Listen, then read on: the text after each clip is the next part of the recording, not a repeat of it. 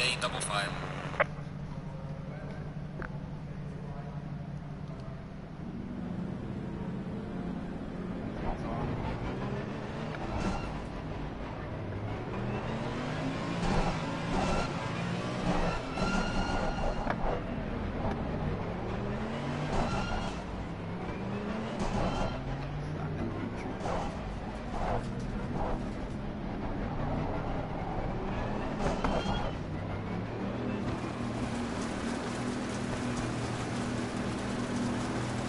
Green light, go, go, go.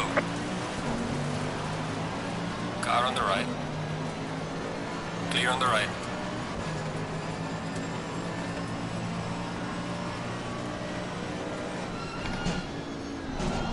Car on the right.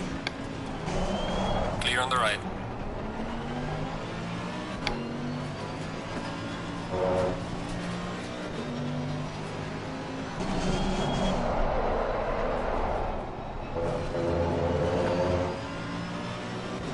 Car on the left.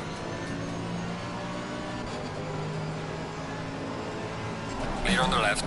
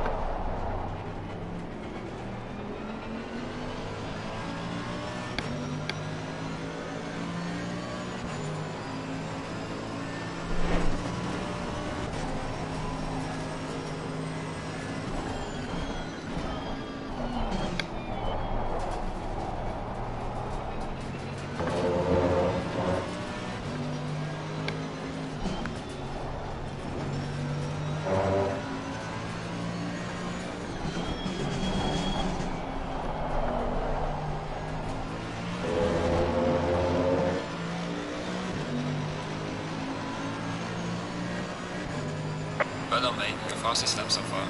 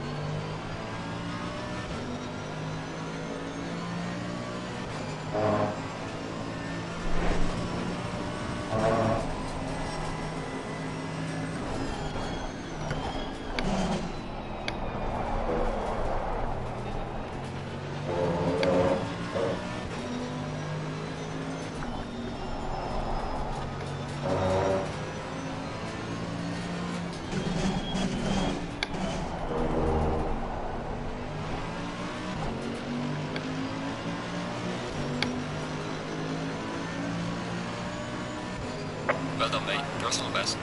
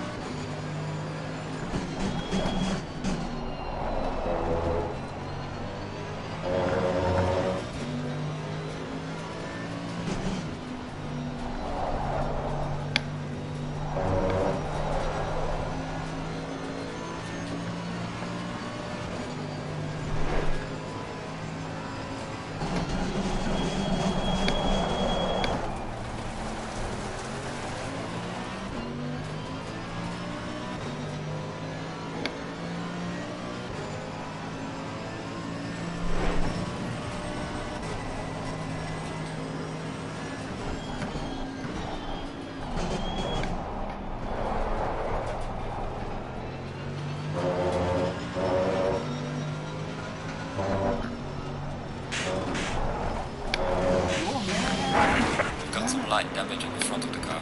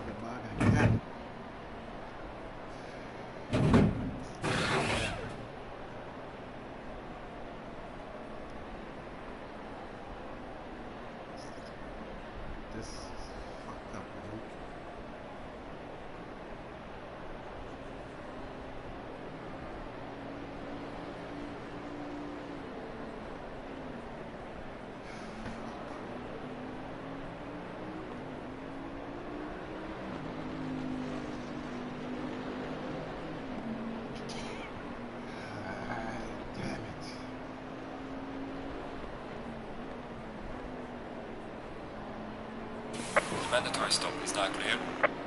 Come on, go, go, go.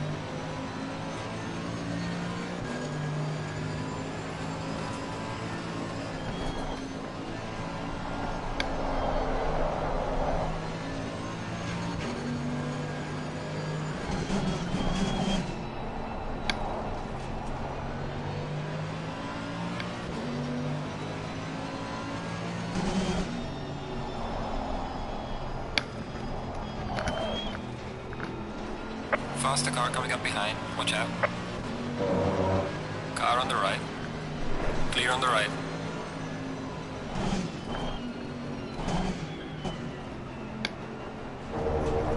The faster car is approaching.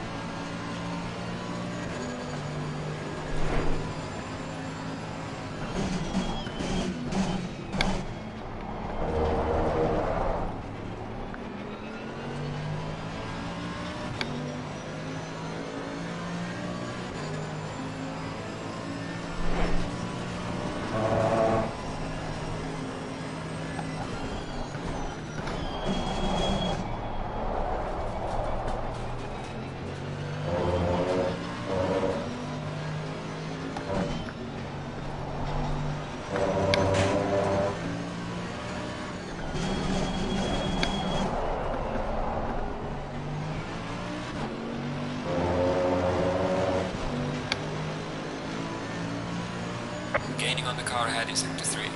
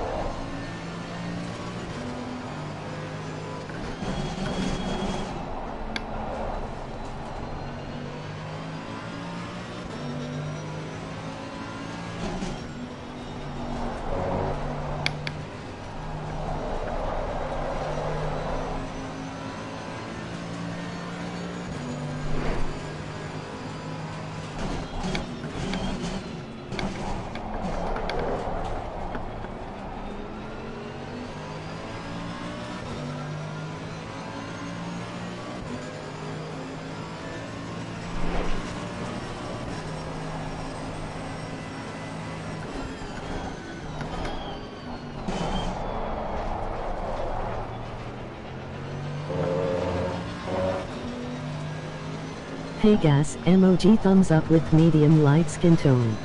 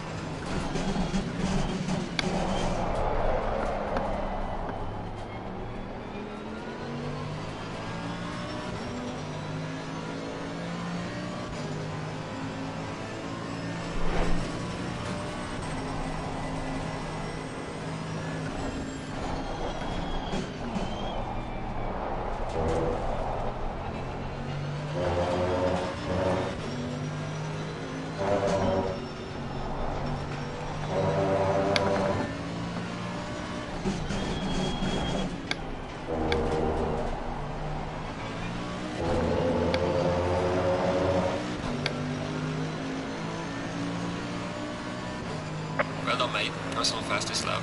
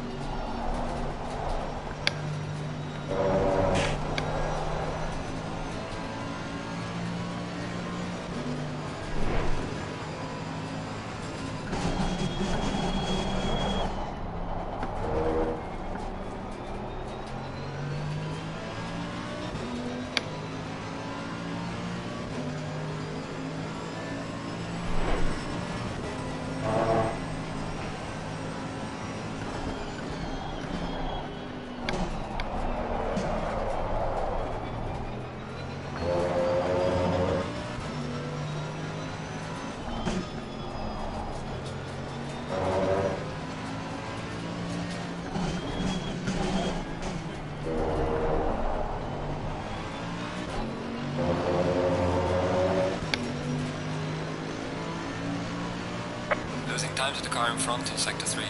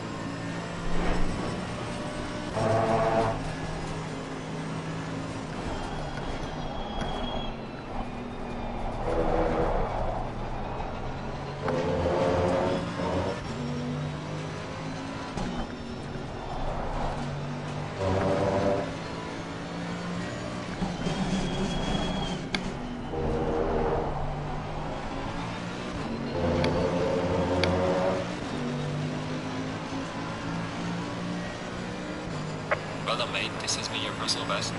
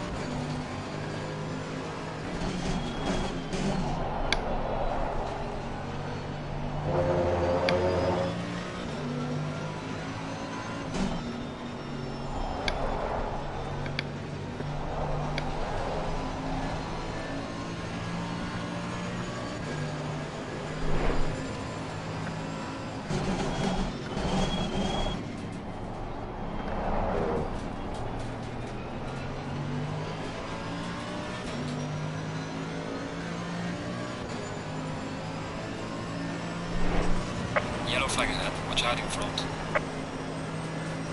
There's a slow car up ahead.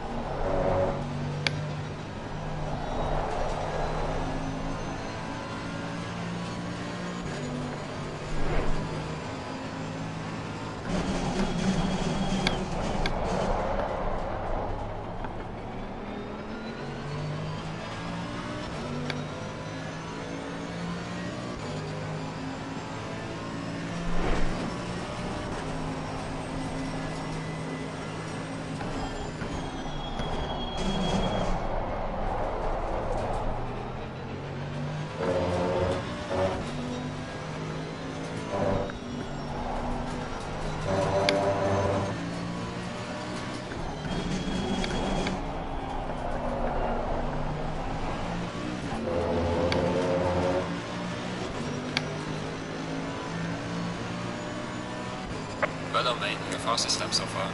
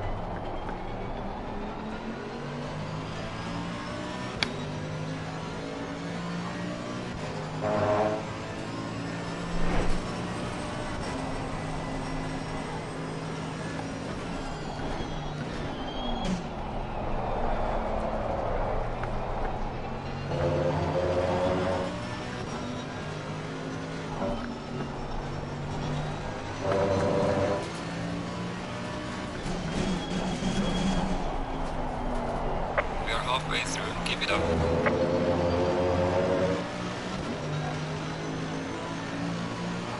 Gaining on the car ahead in sector 1.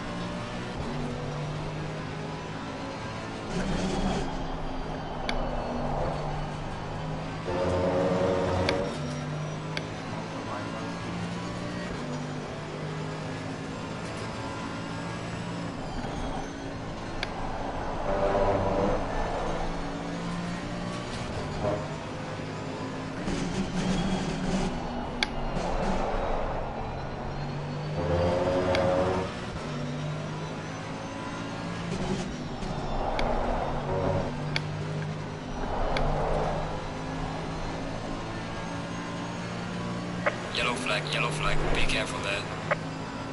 Slow car ahead.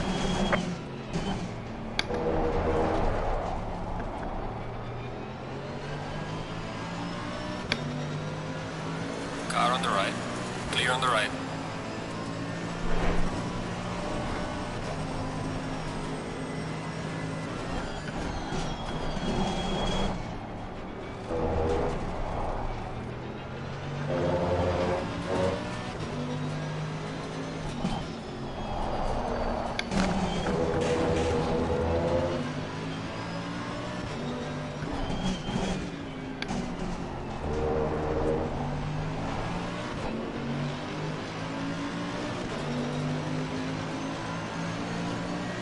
Gaining on the car heading sector 2.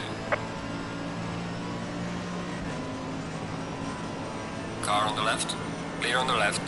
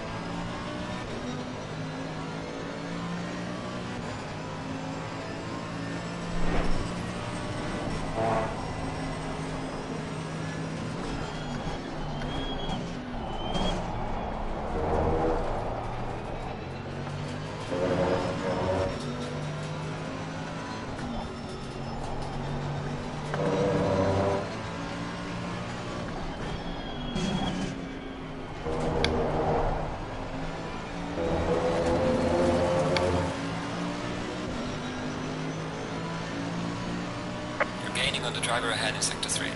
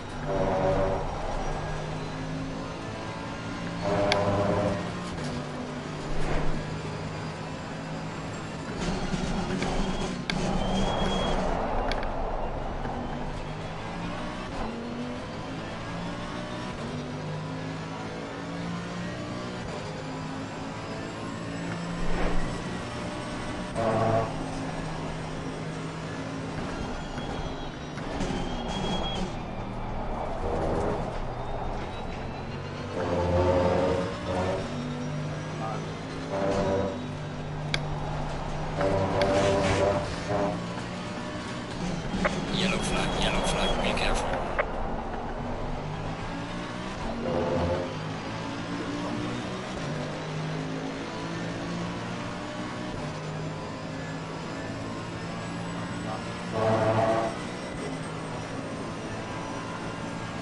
Yellow flag in sector 3.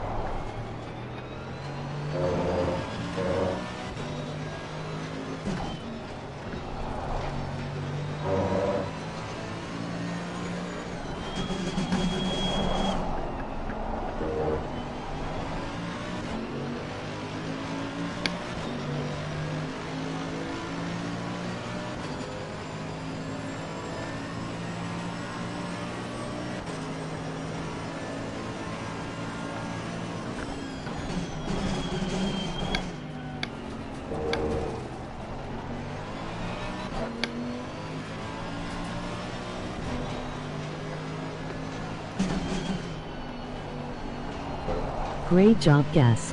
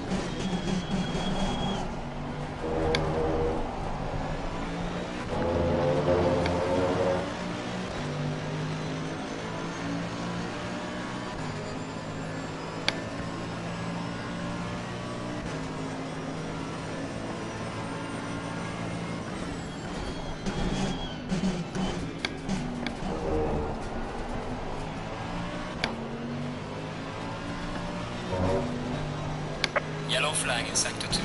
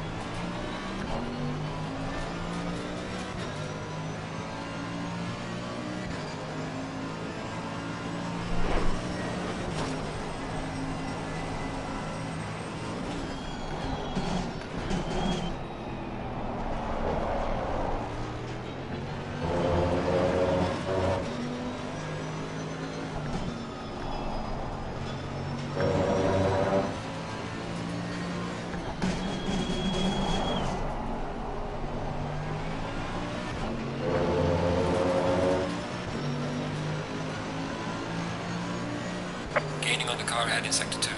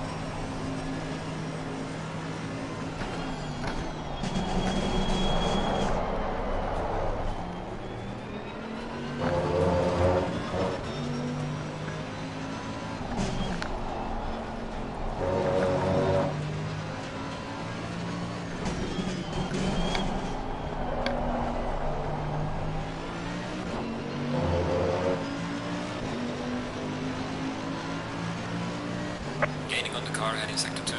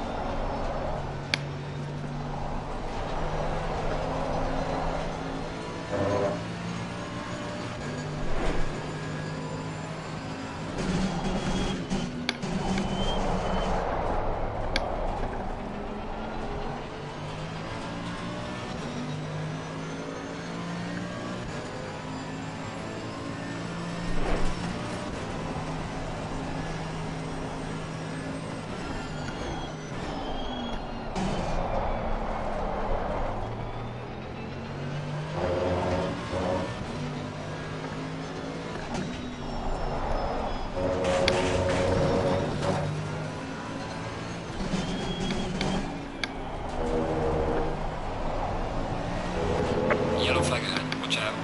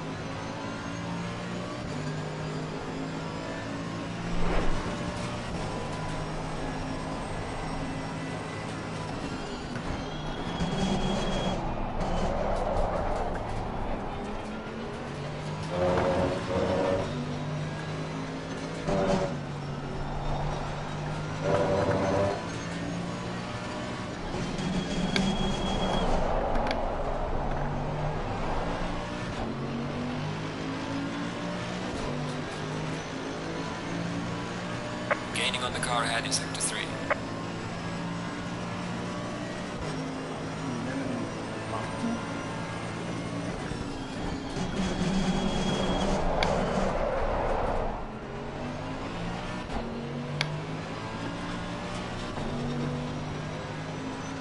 Okay, the leader is on the final lap now. Give it all you can.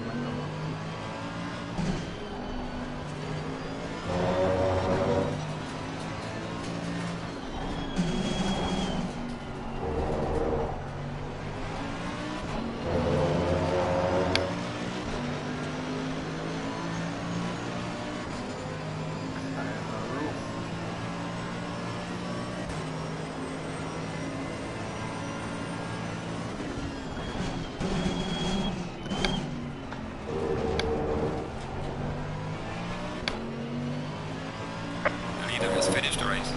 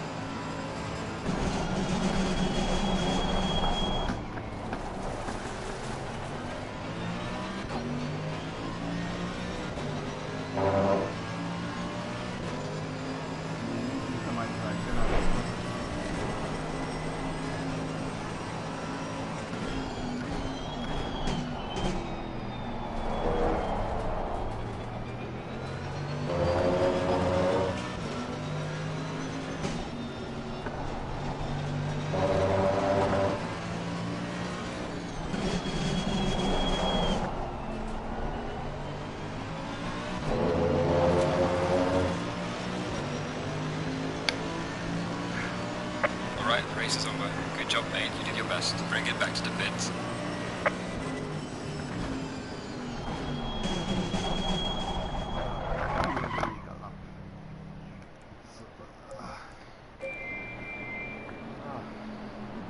Great driving and well done.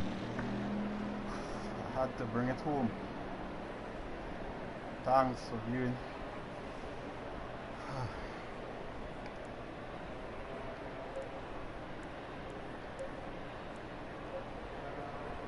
Pre-practice, I was testing fuel load. Okay, so you can see 45 P3, fastest full sector. And I messed up the race, down in 13, 10 places, lost. I was 19th at one point, so these are good past 6. I think 2 up home, tired. The leader. See the leaders.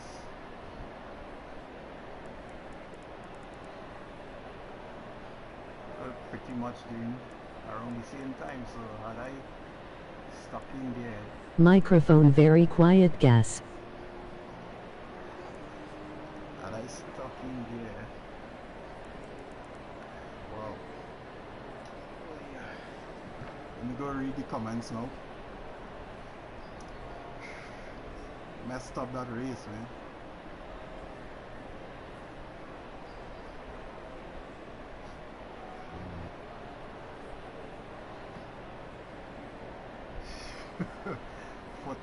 Foot. Foot I was in any event, but I was sort of measuring you anyway. So. Yeah, Toby. Yeah, what happened with the mic? I do have an issue where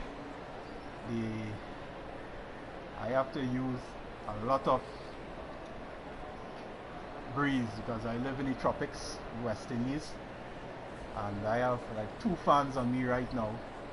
So one fan is directed at the console. I've removed the top of the PS4, and I've also removed the front of the G29 because the front of the Logitech wheels are already a fade grill, so that the wheels overheat and they don't last very long. So I've learned the tricks after losing like 2 G27s before. So I've learned the trick. Remove the front. I have a really high speed fan. Difficult. I can nearly hear you now, but it is at full volume. Haha. Logitech and also somewhat at me, and there's another fan aimed at me. And to avoid the feedback, I have the mic some distance away from me, so that you wouldn't be getting the buffering sound. Alright, so sorry about it. Usually speak louder, but you guys, well done, Devil. Well done, man.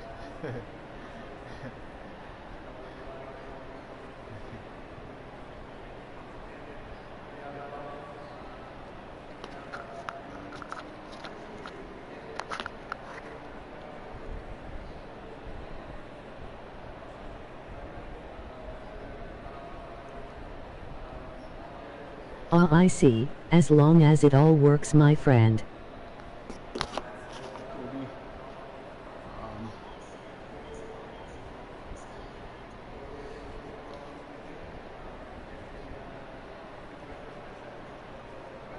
Yeah, so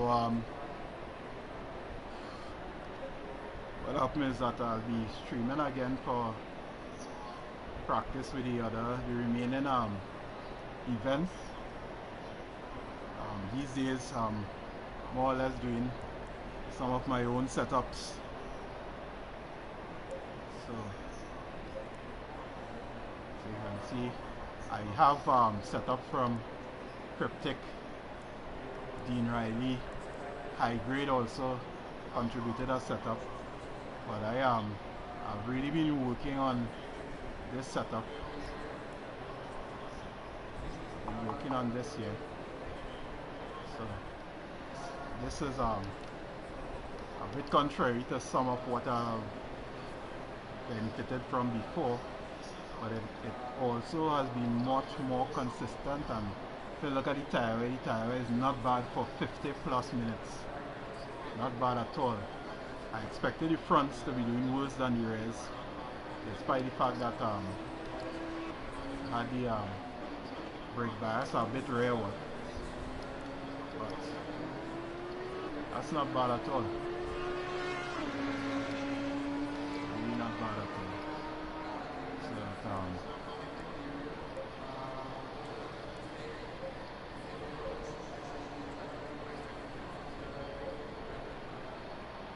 this is where I think I had the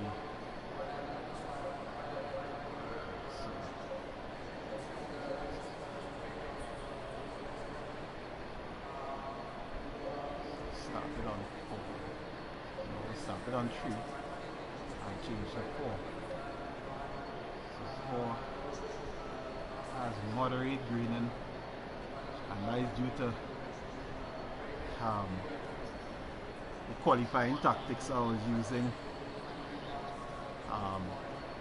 Like for instance turn 2, which is the hairpin left, supposed to already take that in second gear, but I was using first to sort of maintain the pace, and a lot of the tactics that I used throughout the 50 plus minutes after I had to pit early was really meant to regain position, and I did regain, but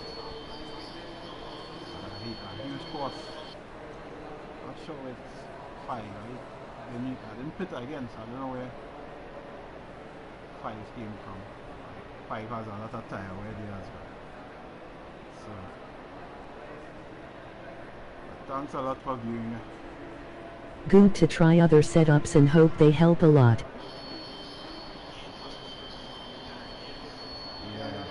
I do try a lot of setups, but because of my driving style, which is really based on in real life I'm a rally driver. I did karting when I was young, real life rally driving up until a few years ago. I had a massive crash that ended in a series of bad rolls, so that ended really badly. I think again some feedback here. So that ended really badly. So what happened is that I've been off the tracks a bit. I also did some street racing and so on.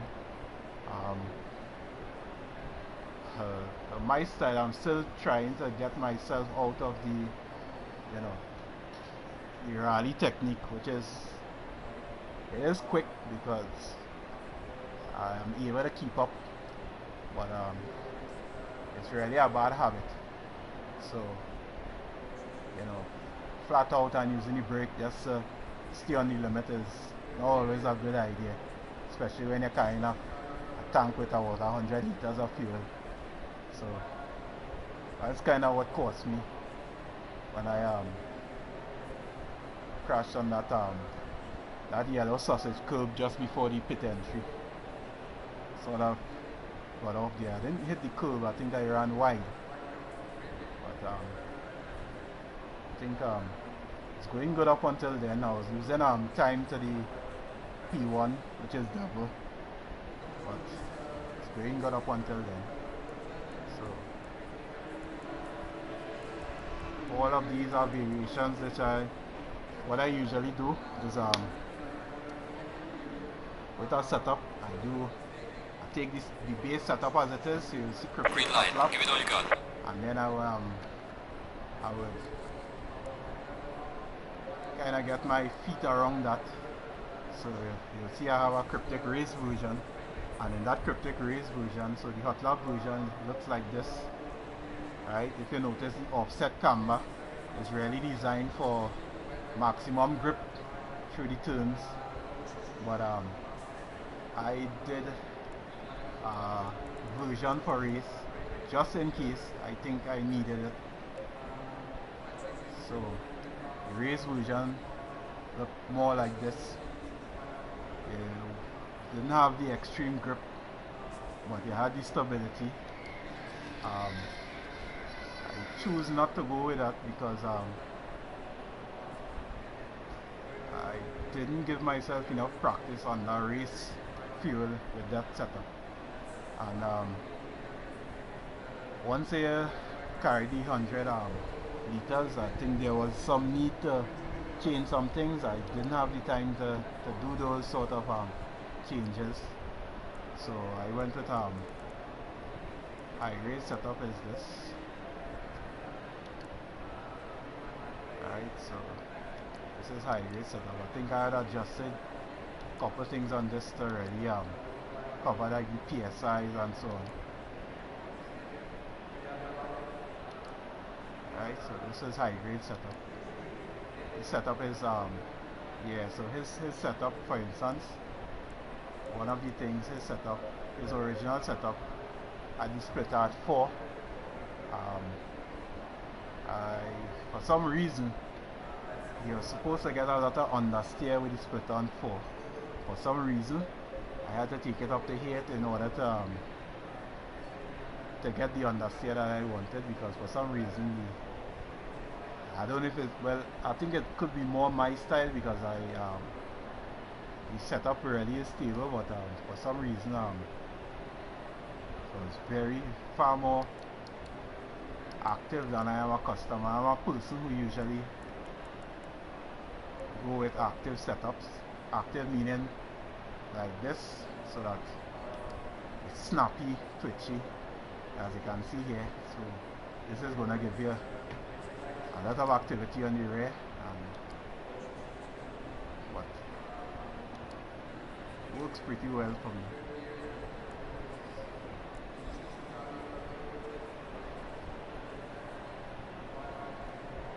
Works pretty well. I think everyone else has left. So thanks for viewing it. Lots to learn and practice. I need to get on Xbox ACC2 with you soon.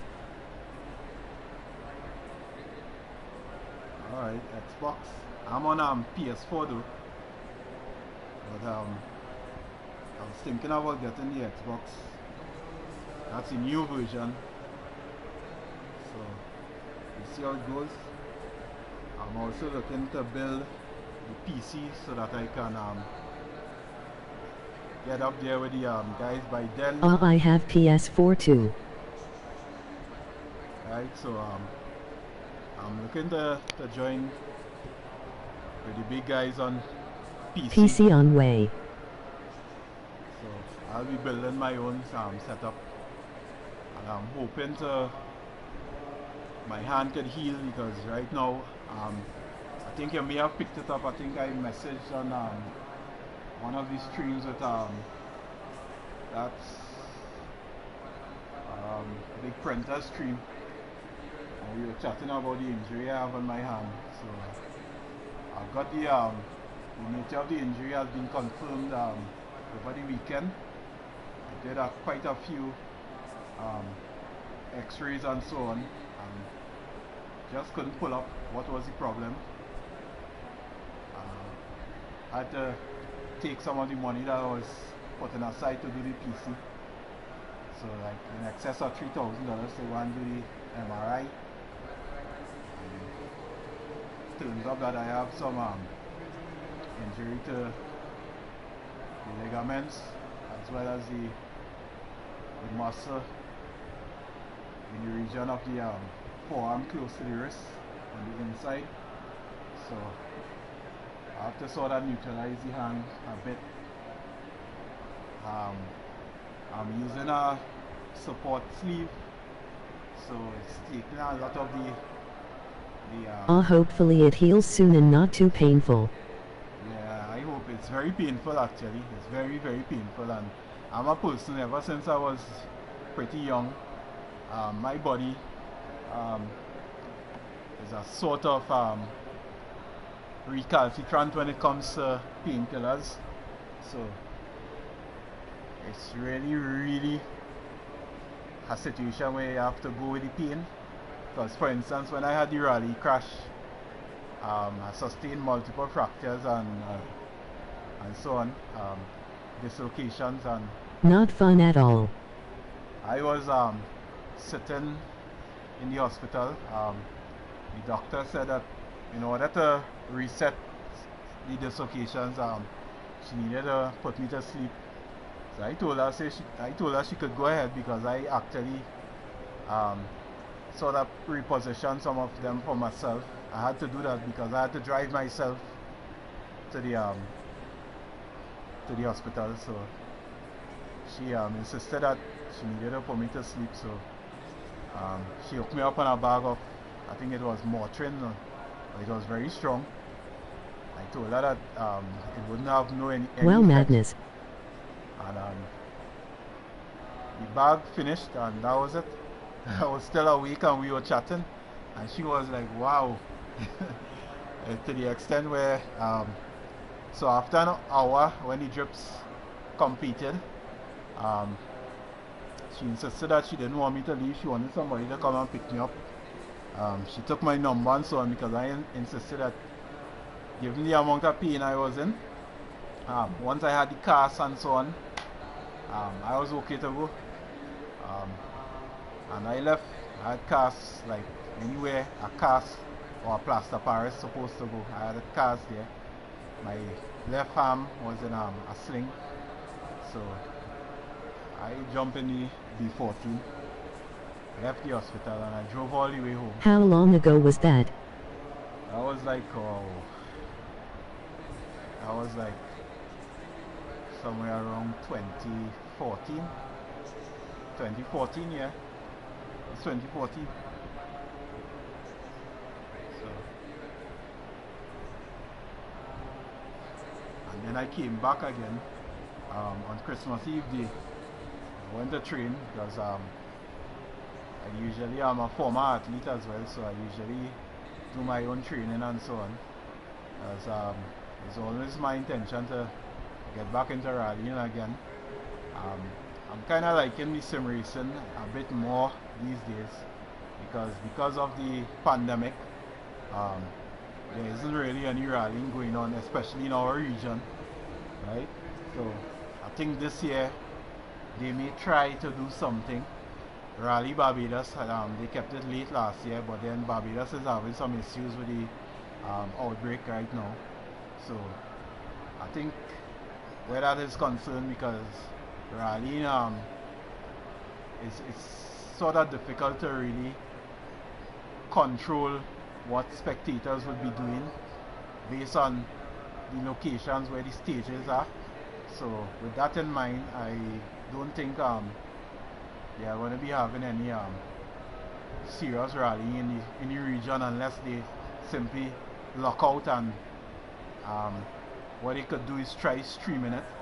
It's an idea that I threw out, so I'm not sure if it would be picked up on. So let's see if we could probably get it being streamed. But then again, as I said, because of the locations where these rallying, what I could do is in my my off time now, I would try to go and do some navigation on some of the circuits that we usually use, and try to see, to give you an idea what it's like in those terrains. So you'll have an idea what it's going to be difficult to control spectators, because spectators will be able to access the stages from almost any point. The stages are based on former cane field circuits, so those we no longer focus on planting or reaping canes, but the fields are still there.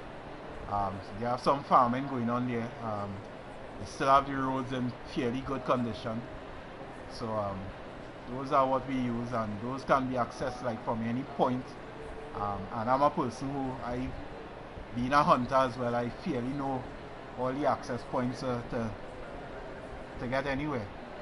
So Well, sim racing can help keep you sharp, but be great to get back to real world rallying if possible. Spectators are bad in every country in. Yes, it can, because I also use Dirt Rally. Um, I do have some videos posted up on Dirt Rallying.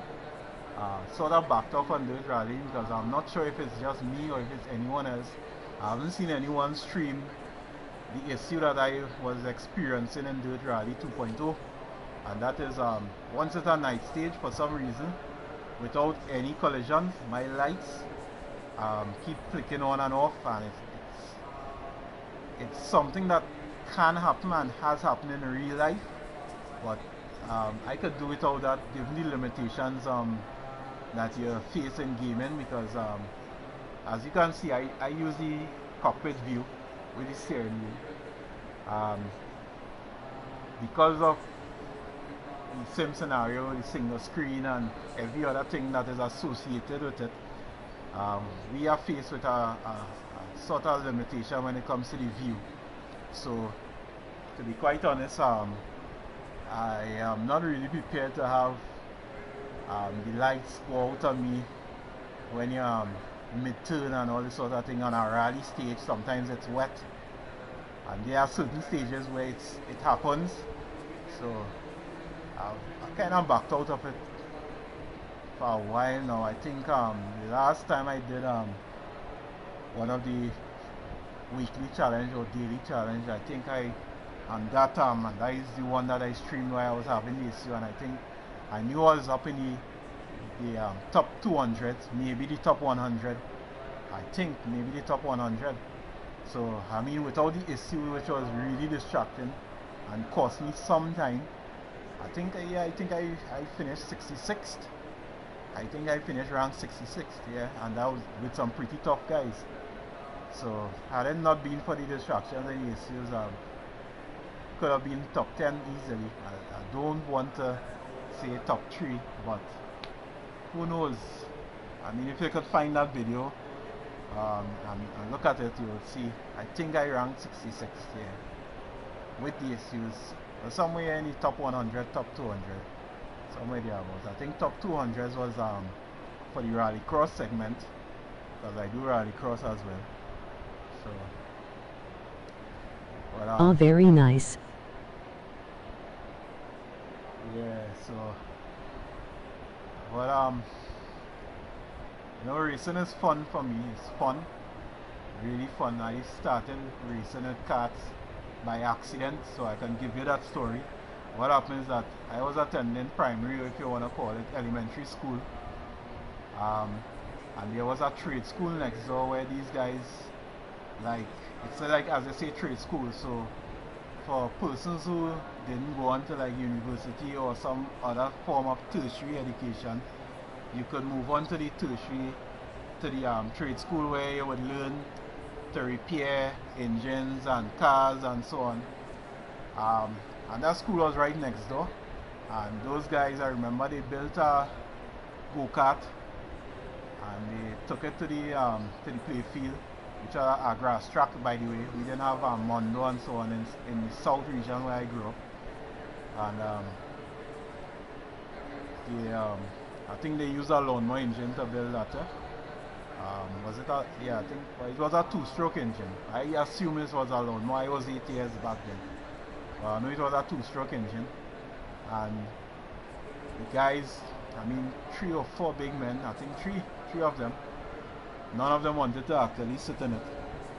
So they turned to us. I think there was like 8 of us there, and asked if we wanted to test drive. So I was the first, because I was the only one really with an interest in motorsport. I started my interest, I was born in 1974, my interest in motorsport started in 1979, and the first genre of motorsport that I got interested in was rallying. So I was the one that jumped onto the kart. I remember the guy pulling the string behind me and told me, when you're ready to go, just mash that, and pointed to a pedal that was on the right side of the steering. I'm deliberately mentioning that for this reason. So I got on, pedal is between my legs, and stepped on the pedal on the right side, and I was off steering. I went pretty slowly the first time around, and then I started to go faster and faster. But while I was going faster, I remember something knocked on my left calf, and when I looked, it was a soft drink bottle that the guys tied to the steering column. That was the gas bottle, by the way, and it was tied with metal wire. So I remember looking at it twice and having to correct myself in order not to run off the track. And yeah, I instantly realized then what was going on. So okay, this is the gas tank between my legs. We're going forward, no problem. And I continued going wrong and wrong and wrong, but at some point I remember one of the guys kept jumping in front of me and waving his arms. So I couldn't we didn't have this conversation before, right? So I couldn't really understand what he was trying to do. But then at some point it dawned on me that maybe he wanted me to stop, and my foot was on the pedal. He told me to mash. I didn't really focus too much on the other side of the steering, but there was another pedal there. I really didn't focus too much on that. What I can tell you is that the accelerator pedal had the sort of rubber piece here that's got in cars and so on, and the other pedal, which is supposed to have been the brake, I didn't know then, was just a bare piece of metal that was just bent. Alright, so there was no way I could have figured it out. Alright, so I kept going and avoiding this guy. I had to stay around him, avoiding him, and going at full blast. And I cannot say how many, because the field actually would be like a 500-meter field, because I'm a quarter miler, so it's a 500-meter field. So I kept going until the soft drink bottle was empty, and I started to stop just in front of the guys. And the hardest clout I think I've ever seen anyone receive.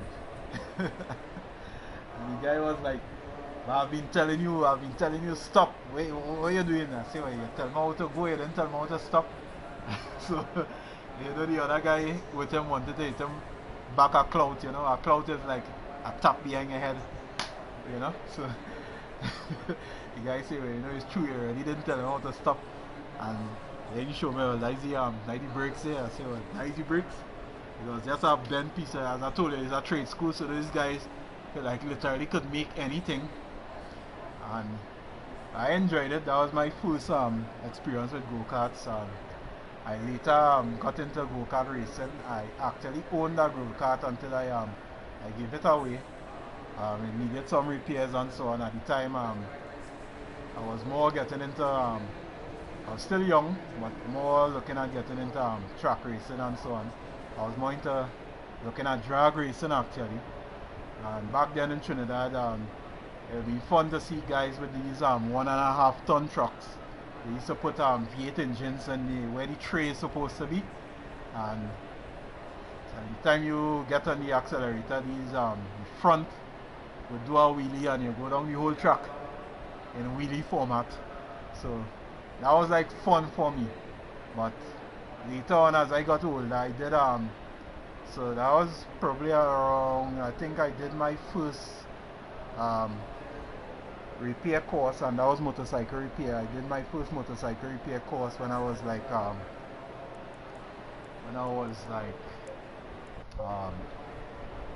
13, 14, because it was a home study course and online. Well, what you call online then, we didn't have internet, so was you have to post it and they post it back to you and all this sort of stuff. So I did my first motorcycle repair course then. Right after that sort of because I was also interested in off-road biking, or track racing, if you could call it that. And what happened is that I sort of wanted to understand a bit more about the small engines before I go forward. So I did small engine repair, well, several courses in small engine repair, both home study as well as active study.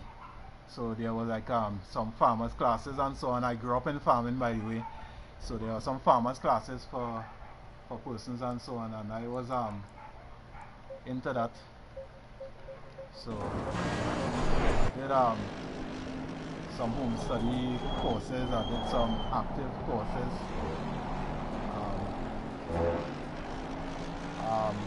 What happened is that I did my first motor vehicle repair course, and that was to do what we call auto body course.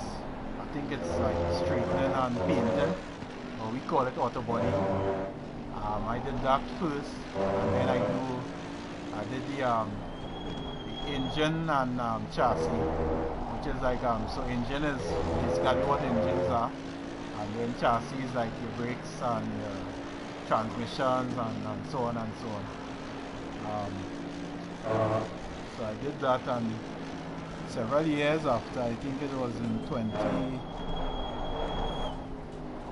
probably around 2009, because I was already employed, and 2009 thereabouts, I think 2008, 2009 thereabouts, somewhere in that area. I did motor vehicle engineering technology, which covered chassis systems and engine systems.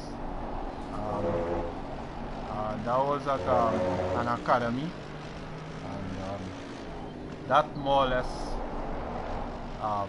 furthered my interest in motorsport. And while still doing the course, I was a pit crew member for a guy who, because circuit racing was on a hiatus at the time in our country, and it still is on a hiatus, because there was no track and so on.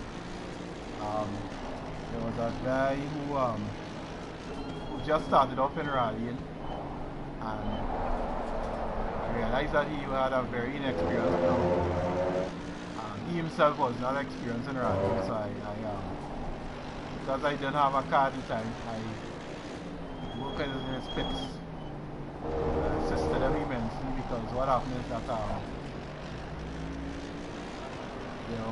quite a few things that I have picked up along the way with different makes of vehicles and so on in rallying. And he was using one of the old model Lance, I think the Evo 3. So I sort of picked up a few things here. I was able to share it with him. I was able also to share with his co-driver or navigator.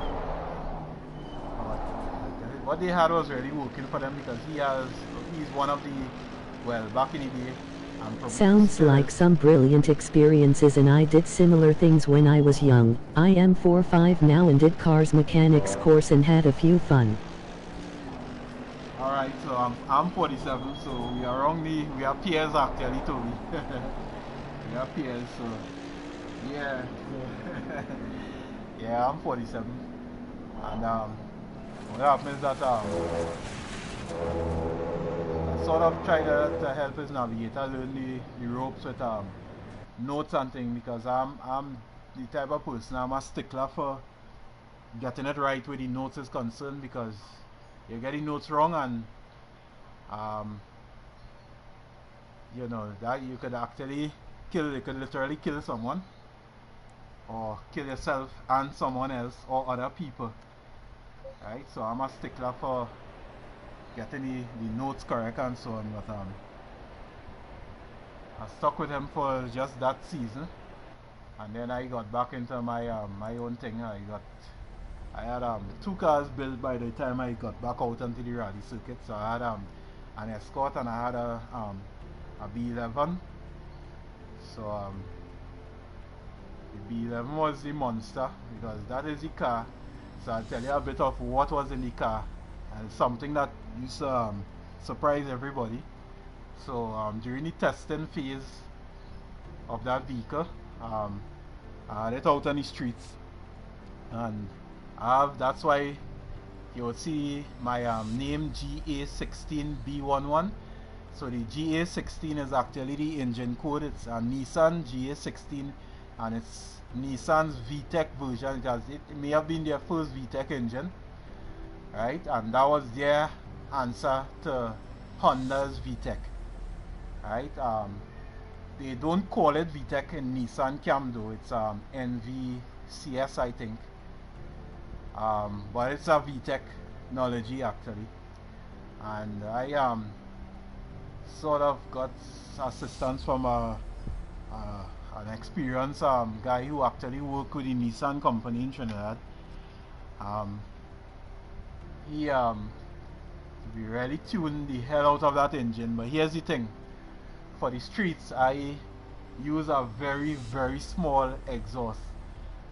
Now that's a trick that I use. The Escort 3/4 race cam, full drag strip, full works. By the time you hear it, you know it's action. But I usually like to carry around what I call a sleeper, so that guys would never know what hit them until it got past.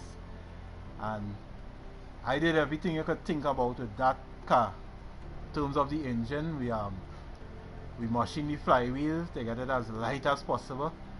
And the reason for doing that is because with Hondas and turbocharged engines,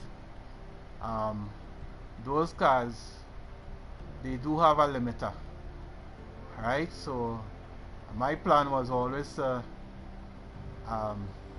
get past them whilst they were probably in their final gear or the penultimate gear or somewhere there. But that was my plan, and believe me, the plan worked. That car was like very fast. It's a car that if you're doing burnouts, you do burnouts straight up into the fourth gear. You would have to change your clutch after, of course, and that's racing clutch. You'd have to change it after. But it worked. The car was a real performer, and there was very few cars that I met on the streets that I could not have gotten the best of, and I mean top cars. So there were guys with SR20s and SR18s, and these guys were turbocharged, and I would always like sneak up on them and give them lights to get them going, allow them to go, Haha, and then sounds like a proper beast. and then I would kick on them and get past them. Yeah, it was a, yeah, actually, yeah. It was a real beast. And you know, the thing about it is that, so let me give you a history of the streets. The first day that I took the car out in the street, I was actually going to work, and what turned out to be a race was actually a bad drive, because if I didn't do what I did, I would have actually collided with a car in front. So I sort of kind of fit in front of a guy with a RX-7, second gen RX-7, and he didn't like that. So he kind of showed me what he had, and the instant he did that, I got up alongside and I gave him a flick.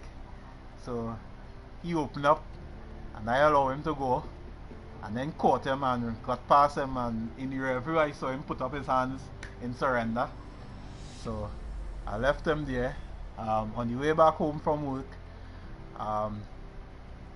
there was a guy who yeah, I agreed. There was a guy who, he had a B14, so that's like 3 generations or so ahead of the B11 that I was using.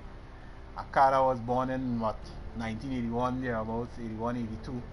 Came to Trinidad in 1982, and I'm using this car in like 2009, 10, thereabouts, somewhere about there. Yeah, and he got past me from like way behind. So, and I realized he was carrying something because he was hearing it. And as I tell you, the only time you would know I have something is when I actually open up on you. That's when you would know, because I use the sleeper exhaust, and I ran that into the ground. So he actually followed me to the office. He forgot he was actually going to work. He was actually late, so he actually wasn't racing. He was actually late, but he actually forgot about work and decided he would follow this B11. And he followed me. I had Japanese springs and shocks as well. So my car was like race prepped, whereas his was engine prep. My car was fully race prepped. I had fuel management, engine management. I also had because of a problem that Nissans. I haven't been in a new generation Nissan for years, so but the two problems that Nissans had consistent with them is the starter would give you problems. Starter would conk out on you and in the odd places, and your radiator would overheat. So the problem with the overheating radiator was down to the temperature sending unit. And what I did, I did this on my own. I wired in fan management, if I could call it, but it's really cooling management, because once the fan would conk out, and the fan would conk out, and you wouldn't know, because because the car is a car that I use up until that point on the streets. I still had the AC inside, so what would happen is that you would never know that the radiator fan conked out on you. You would never know.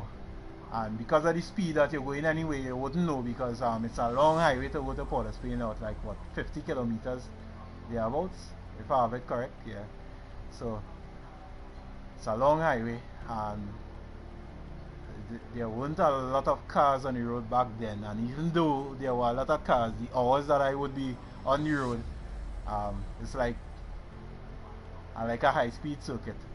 So you really didn't need the fan. But once you get into Port of Spain, there was a lot of traffic along that part of the highway to get to the office and so on. So you would never really, and at that stage too, you would you know, I would put on the air conditioner at that stage, so you really wouldn't miss the fan. And from past experience, I knew that I needed to protect that. So I put in the cooling management system. I had engine management and fuel management. I also had in the fuel system, and that was purely for race purposes. I used quite a few things. So there was a part that came across from Honda, and that was the intake. So the intake manifold was Honda. Yes, it was Honda. Actually, my latest ride, I need to as soon as my hand give me some sort of ease, I need to go get that vehicle on the road. So I have a Honda CRV with an B20B, and that engine is already tuned. It's already tuned. What happened? Somebody found out the hard way. So when I went to get the car, the last time I went to get the car registered for road worthiness, the guy in the registration place, he again, small muffler, as I told you, I like the sleeper effect, so he got into it, started, put it in neutral, you rev it, say, yes man, we have original vehicle here, man. And I just smiled and stepped back. I remember when I stepped back, he probably in me stepping back, he picked something up. I remember he looking at me in a sort of funny way, but I didn't say anything. I stepped back. I was prepared though to repair the vehicle, because I knew what he was going to do.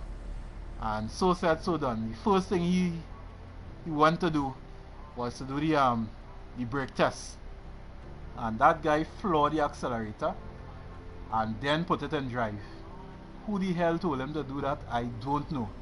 But that vehicle is four-wheel drive, and when you do something like that, the sort of acceleration you're going to get with an engine that is tuned like that is massive. And he was not planning to make it all the way up to the ramp, and he did. Fortunately for us, and I say us, is that the SUV stopped just at the end of the ramp. It actually, the runway, it blew the runway.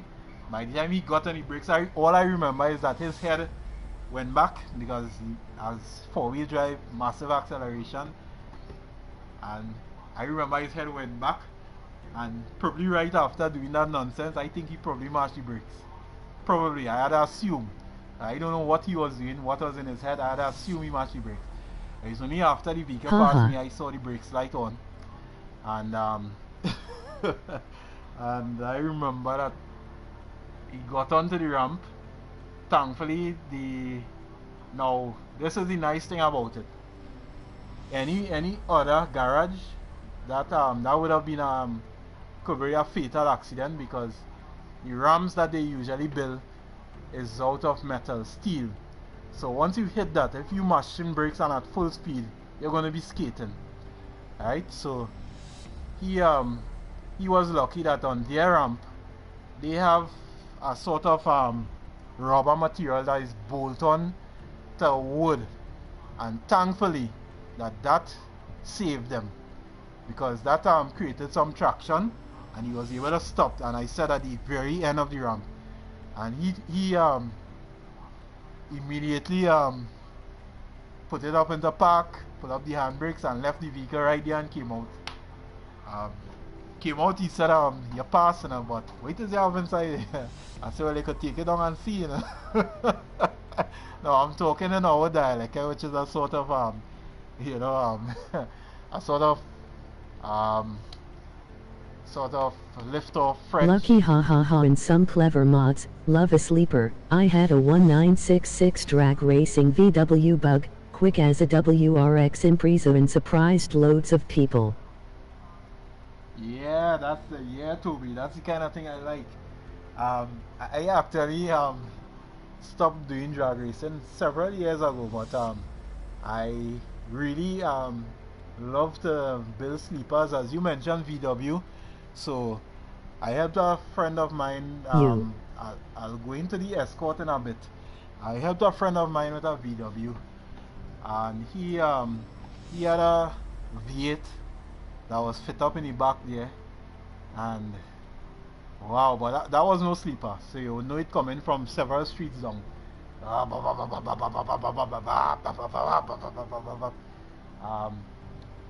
So see, that was no sleeper, but trust me, that is a car that I always said that you don't have much of it again in Trinidad.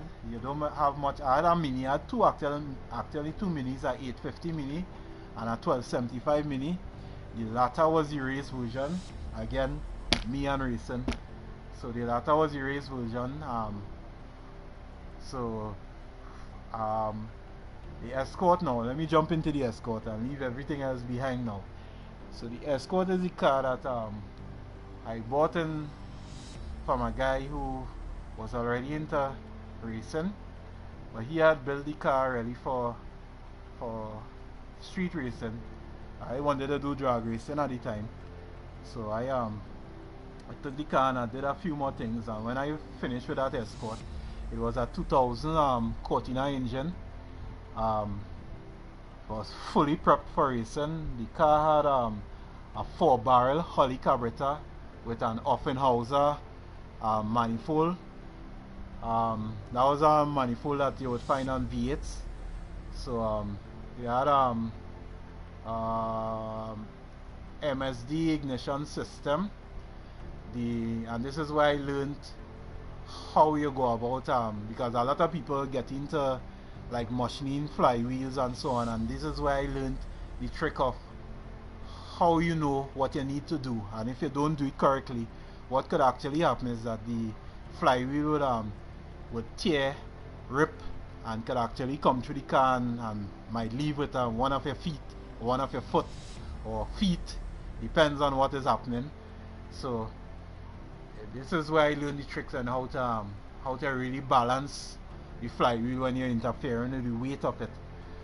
You need to know what to do and why you're doing it and how you go about doing it, especially when you have a car that with a 3/4 race cam, as I say, 4-barrel Holly, often hauser manifold, MSD ignition system. This is a car that would immediately answer back, right? It will immediately answer back. And this car was so brutal. Good that, parts and research is important.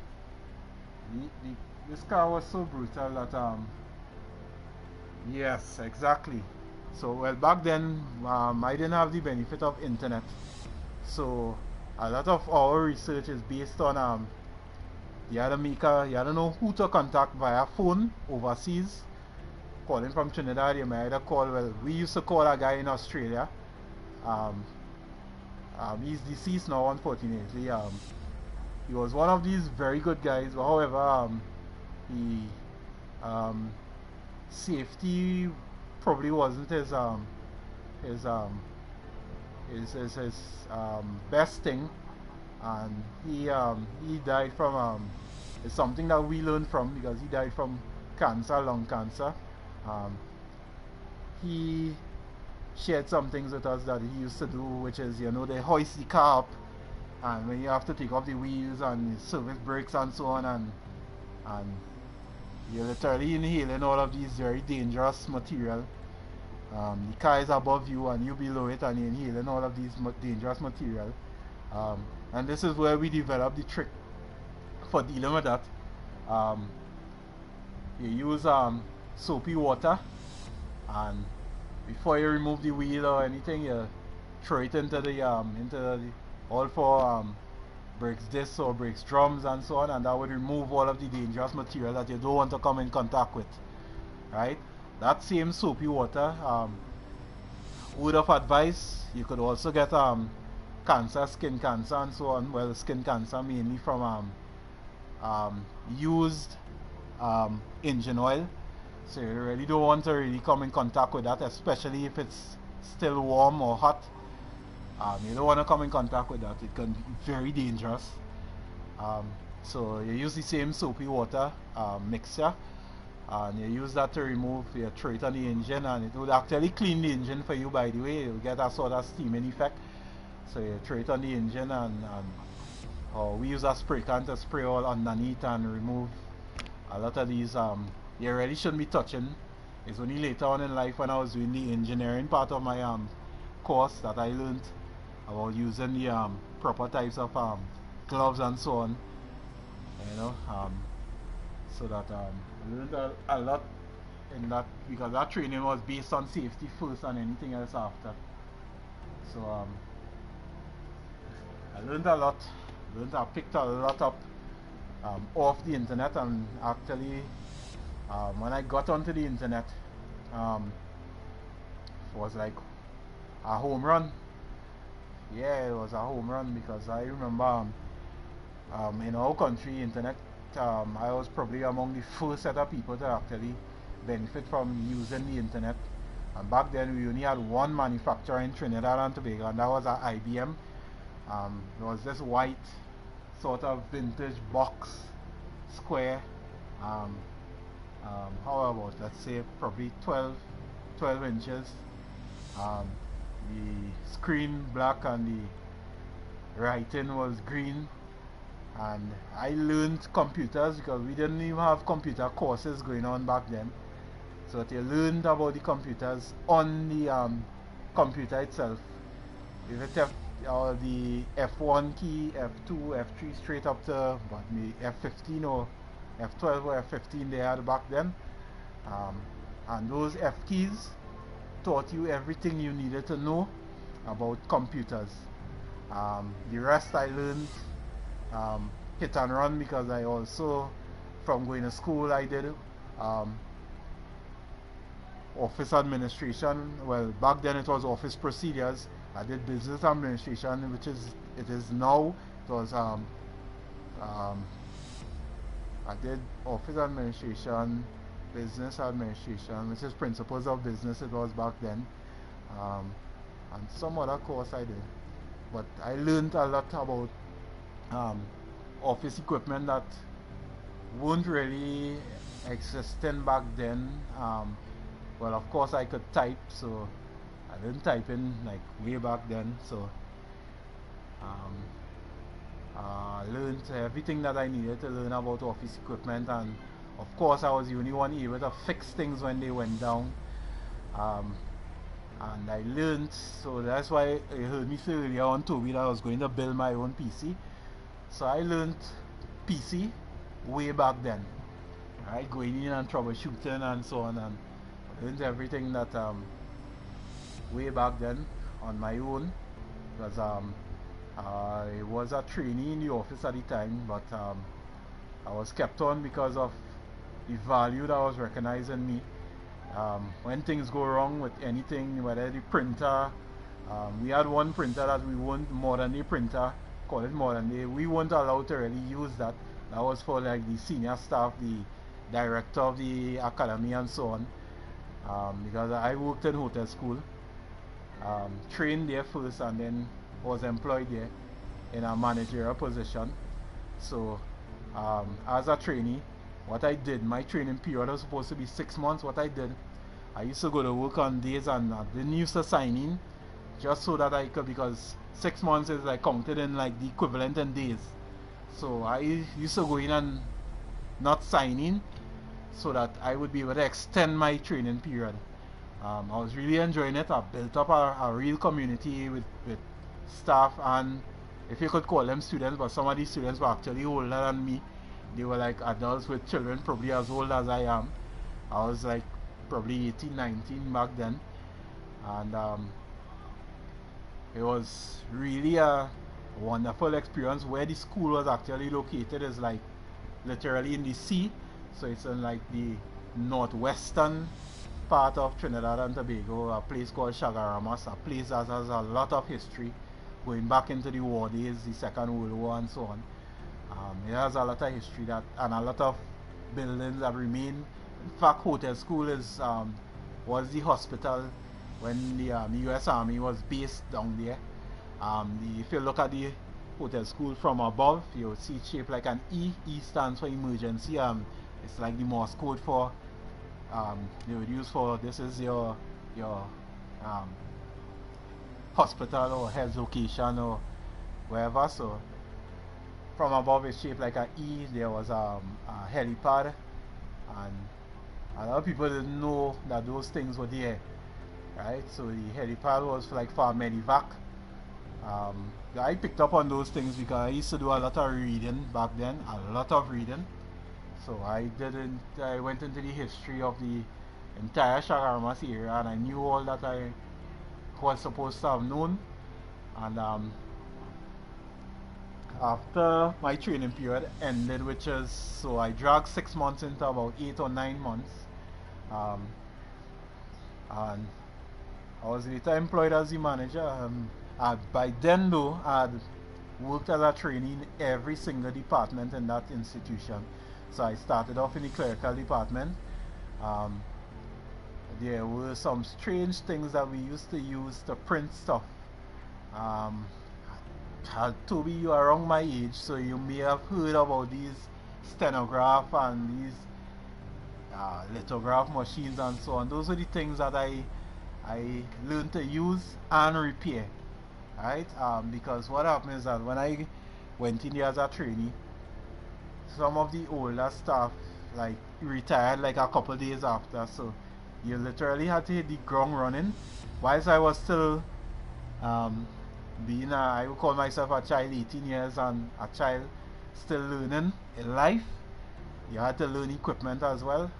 Thankfully I dealt with that in school, so I knew some things, nothing about repairs though. I learned some things, so that you had to print a lot of stuff for staff and students, and a lot of stuff, and you had to like hit the ground running there. You had to know exactly how much ink to put in, otherwise you would be, and that was actually the same technology being used to print newspapers back in those way back times. So this print and stain, and you had to leave it to dry and all this sort of things. So I learned those things. Sounds very interesting times, and you must have learned loads. Yeah, it was very interesting. But actually, it was during that period I met a guy who was, because his surname was Garcia, and he had one of the Ever 2 Lancers, and we used to be swapping drag racing straps. I used to, because we hit it off down in that area. They used to have a lot of drag racing going on. There's a strip, or strips if you could call it that, down there, and we hit it off. And so I used to be sharing a lot of things with him. He used to be sharing a lot with me. He never used to share what he had under the engine until some months after, when I actually got my first car. My first car was the Cortina, same 2000 engine you heard me talk about. And straight away I wanted the drag race. So I got a Cortina, and everything is about a Cortina. Why a Cortina? Cortina is a car that you had the name of Fix or Repair Daily. Ford. Fix or Repair Daily. So if you have a Ford in Trinidad, everyone expects you to shut down, and then I decided, here what? I would put my auto mechanics to use and prove to everybody that this car could run without ever shutting down. That car never shut down one day on me. Right? There were several things that I did. There were several things I understood by that time, and I put it straight to use. So I took that 2000 engine. First thing I did is change the gearbox that came with it to, so you had a 5-forward gearbox. I changed it to the 4-forward. Lol, yes, know that saying for Ford, but they are easy to repair and modify. 4-forward box that we call a rocket box that we would use for drag racing. I also changed the diff. I did a few things on the engine as well. I did a few things with the engine. I think I had a Webley carburetor back then. And it was only when I did all those things and got into, I won a few races up to that point, and that is when the guy opened up to me. His car was like lightning fast. He never really actually, he wouldn't mind racing on the road, but not racing against anybody or going into a street drags. He was never one to do that. He was also the first person to actually show me how to convert the drums in the rear to disc, and he assisted me in getting the parts, and I did the conversion on the Cortina. So he also, something that I learned during the course, is how to build your brake systems from scratch, so that you'll be able to, what we do in a racing now, which is to control bias.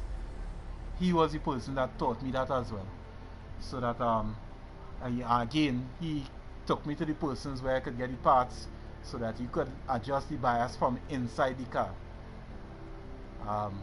So kudos to him. I already knew how to build the lines and everything else, but he taught me everything else in terms of brakes. And one of the main things that I learned, and it stuck with me then, is that you're starting with brakes when you're starting to race. Start with the brakes, and as fast Nice as you make mods and adjustments, helpful people. as fast as you make adjustments, you adjust the brakes to suit. Right? Yeah, very helpful people. Actually, his cousin was a guy who, I still need to go back and check if he has the record for the fastest. He may not have it still, but his cousin had a Lancer with a GA15 engine. So he had one step lower than the GA16 I had. A GA15 engine. Was it? No, was not GA15. No, I'm wrong. But it was the 1500 version of the Mitsubishi engine. So that was it. I have it all wrong already. So it was a 1500 version of the GA, and that is where it stopped. Yeah, I'm sorry I never took any photographs. I was allowed during car shows to see the engine and see those guys build their own manifold and their own carburetor, literally, right? But these guys literally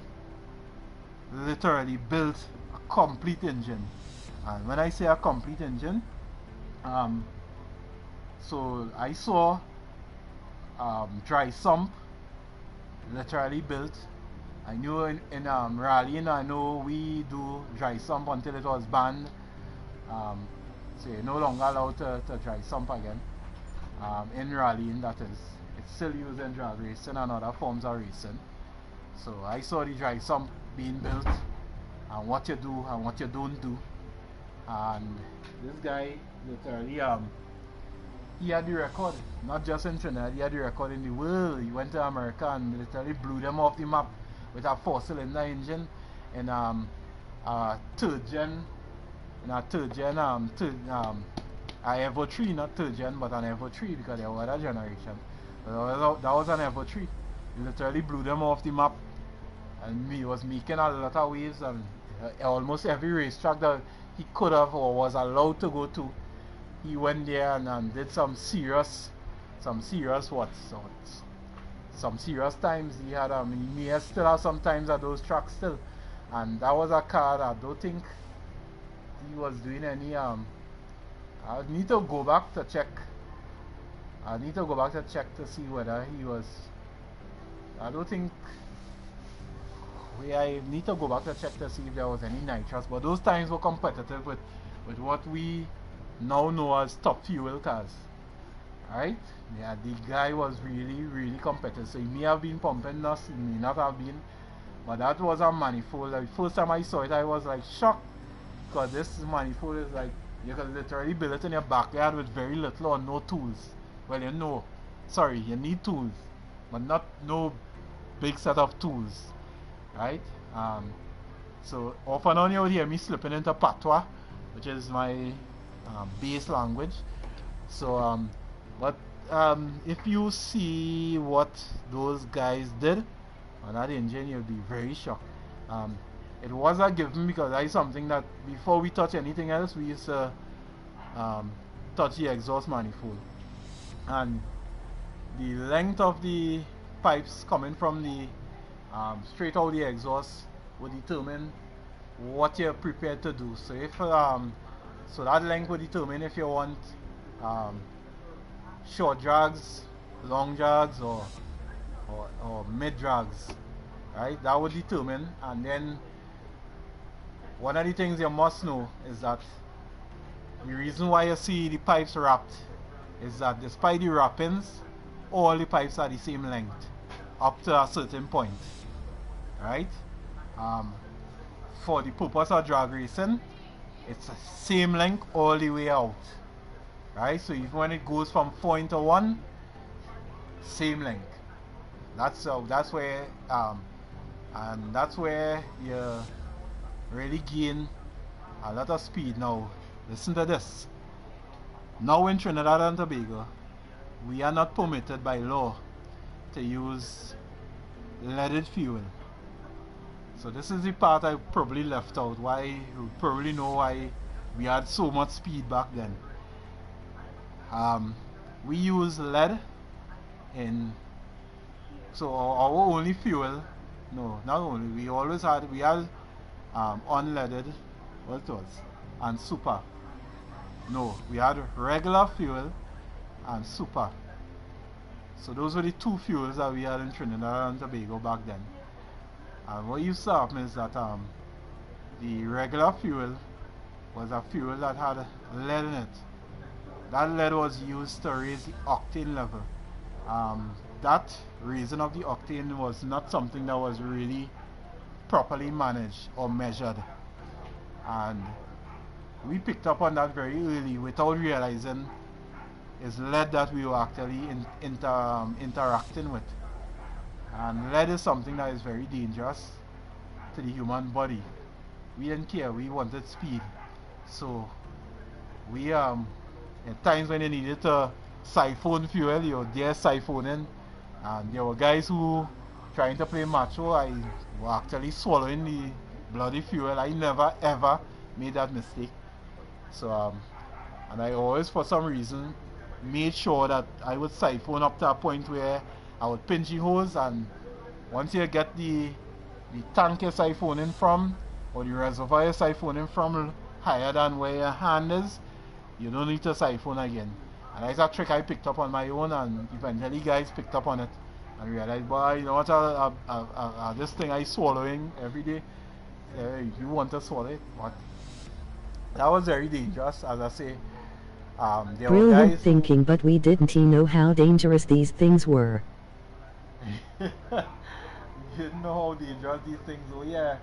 So what happened is that I like to read. I have invested in a lot of. I didn't have a choice because I love motorsport, and from motorcycle racing to kart racing to just name it. Once it's a race, I was also, as I told you, I was a track athlete as well. So once it was a race, I had it somewhere in a book. So I had the how-to. I need to learn the how-tos, and so I had everything. And when it comes to cars, from straightening and painting or bodywork, straight up to the engine to everything, to downforce, I was probably the first person in Trinidad that knew what downforce meant and how to put it to use. First person, because everybody else was just raw speed, get into the engine, make it as hard as possible, as fast as possible, and I picked up on downforce from reading, and I picked up on knowing how to put that to use.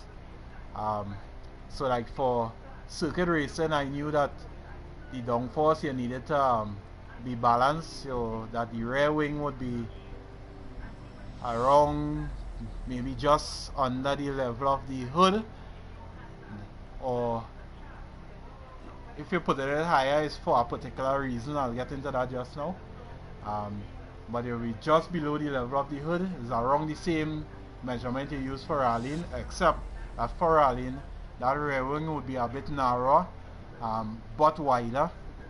Narrower, but if you could use wider as front to back, so wider. You would also use a step system for rallying. When I say a step system, it would look like a ladder, where you see, you see a lot of the WRX Subarus with that. We did that on a test version of an Evolution 5. That car, there was supposed to put that car on the rally circuit, but that didn't come to fruition. Yeah, we call it, refer to it as a step system. There's probably another name for it, but it's something that we did before it actually came out, and came out anywhere. We actually did that. Something else we did. Oh, so the winglets, which is the pieces on the ends. Different size would do different things, right? And again, it will be balanced according to what you're looking for. So we didn't have computers in it. Now you could, as we go into what these PC guys use to do the tuning and thing, we didn't have that. What we had to do was actually use some maths, some maths and some equations and so on. And there was a guy that I purchased a book from way back, as an American guy, who did a book. It's an important name, and I should be able to give it freely. Remember, guys, I think you know I'm on Discord and on PS4 as well as WRC Mad Max. So if you want, I will have to go and get the book and get the name and give you it freely. I give you that freely. I wish I could send the book and all for y'all. That's where my maths in racing came from. So instantly, that's where I'm able to, although I would use tunes from setups from other guys in ACC now, I have this ability to really, if I get into it, to be able to tell what I need to do if I want to improve on the setups.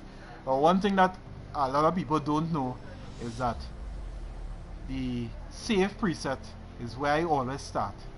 And the save preset has a lot more twitchiness compared to the aggressive preset. A lot more.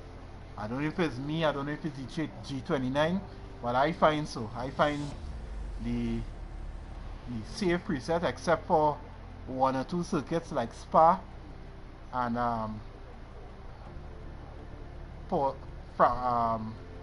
is it, yeah, Frank Ricard, I think. Is where the only, that's the only probably two, or maybe another circuit. Complicated stuff, and let me know the name on Discord. I have sent you some pictures on there of my old cars. Yeah. Alright, so the name on Discord is still WRC Mad Max or Gas 16. What you could do, Toby, is that even though you are not part of AR, you could join us on Discord. It's not a problem. You could join us on Discord. It is not exclusive to the point where you'll be banned or anything. So you could join us on Discord and probably start to do do the hot stints and so on. And when we have social races or community races, social races, we do have them from time to time. High Grade is the man that is behind that. So High Grade is also my teammate. We are both in the Mercedes 2020 version. So that take the opportunity to race with us, right? And I'll be going on to PC, but I'll still be on console. I am in Prenta Discord and messaged you. Be good to join in. Also, you'd also find me on Cryptic's Discord. You'd find me on AR's Discord. I'm also on Big Prenta's Discord. So I'm there as, if not Gas 16, it's WRC Mad Max. Once you type in at WRC and underscore, and I will come up on any one of the channels they go on. Right? You private message me there. I can't remember my the number codes and so on, but you'll get me on Discord, you'll get me on PS4. Yeah, I'll share the name of the guy. He made it simple as he can, and because I'm also good with maths, there were one or two things that I did on my own, especially when it comes to setting up your downforce and so on. So that sometimes you would see, and I think High Grade is one who can share his experience. If I would do a setup and he would test it and find that it's a bit too twisty, now it works for me because I am getting the downforce to work to do what I wanted to do. What I want the car to do, I am getting the car to work. Now, his driving style is different from mine. He used a driving style where, like using the same Kyalami on turn 2, which is the first left-hander, he would use, probably, I assume that he would use, because I'm familiar with his style. Everyone has their own style for sure. I assume he would use the second gear there to get around that hairpin. When it comes to getting into the S's, well, before the S's, the fast right-hander, before you make the left hairpin, I'm using rally terms there, so you'll have to forgive me with that. So there's a fast right-hander where there's the ACC big billboard on your left, and there's a fast right-hander there that most cars would do in 4th gear. I do that in 3rd gear, right? And I don't lose time. I gain a lot more time actually because of the variation in the driving line, as well as both the acceleration point. I accelerate from way back, so that because I accelerate from way back, if I'm losing time on the turn-in, I'll make a lot more time on the also the turnout or apex, because I very rarely touch that exit apex. I more aim for setting up the hairpin into the S's. And that's why you'll notice during the race I really made no mistakes really. What happened is that for some reason, and it may have been the bias, because I didn't really interfere with the bias during the race, I don't think, or did I? I don't think I interfered with the bias during the race, something which I usually do, right? I ignored the bias because I think I wanted to keep with the traction control that I went into the race with, which is I think traction control 4. So let's go back to the settings again while I'm chatting. So I think I wanted to keep that that bias. I think I wanted to Um, so this is one of the practice sessions I did with the AI. I did one of the races with them on full 100, and then I did it on 95 just to see the difference, because since the last updates on PS4, the AI has been adjusted. It has been adjusted a lot. You could race against fully 100 AI, and unless you you need to be perfect. Unless they would make mistakes, but you need to be perfect if you want to gain on them. They will be running like on this track, Kyalami. The AI would be doing low 43s, they'll be doing 42s, mid 42s, and you need to be like on it, lap after lap, no mistakes. So I do have an adjusted setup for that.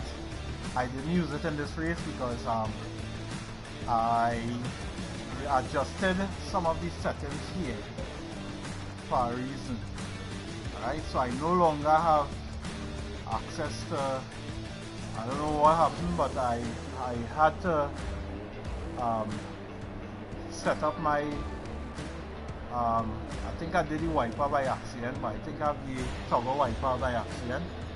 But I think there's something happening after the last update that now prevents us from using available buttons to map. So to increase traction control, I used to have that on R2, and to decrease traction control, I used to have that on L2. I no longer can map that. If I try to map it, no longer allows me to map it, but I think I'm still able to adjust traction control, I think. But anyway, I have it mapped so that I would have to go into the MFD and adjust it if I need to. I don't think I needed to. So, Green light, go, go, go. I click on drive. So I don't think I even know what setup I am on here. I'm still on drive here. I think the setup that I have to run with those AI is this one.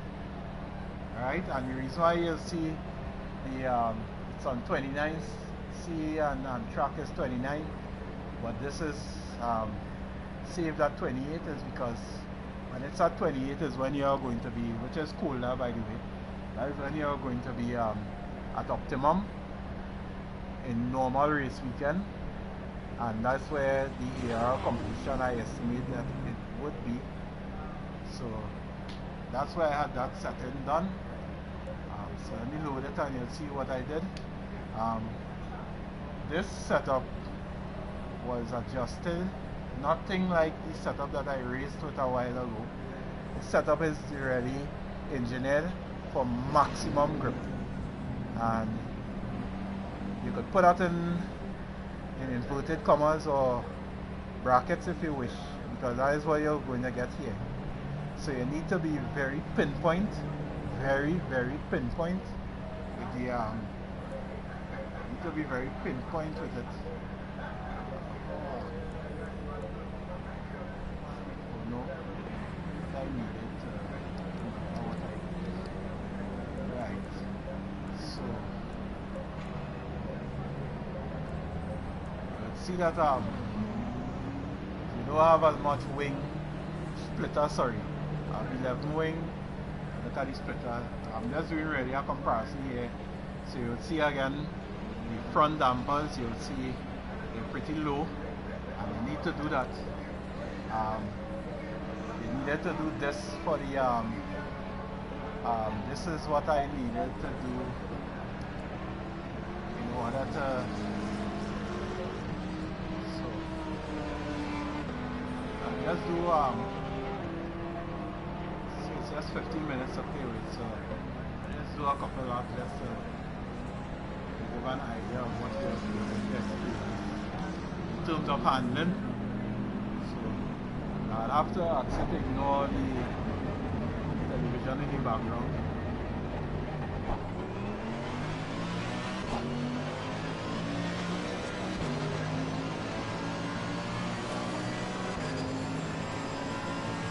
Good luck out there, bug. Getting a lot of feedback from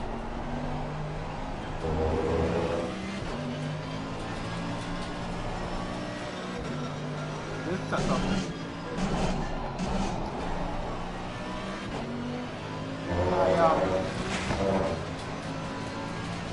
If we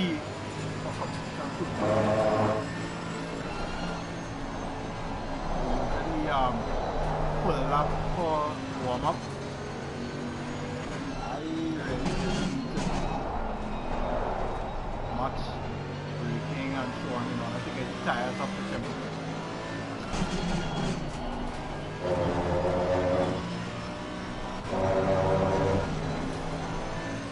Setup very risky, on the line risky. Maximum grip. Believe me, if you don't know where to get on the accelerator, where to adjust the brake bias and so on, you're in a lot of trouble with this. A lot of trouble.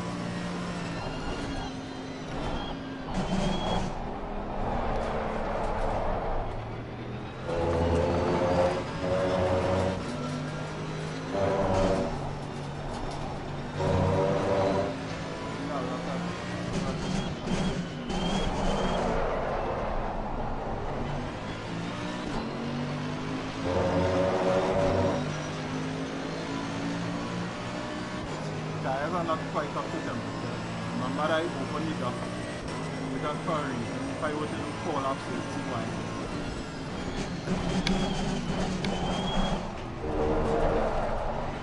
Saw that?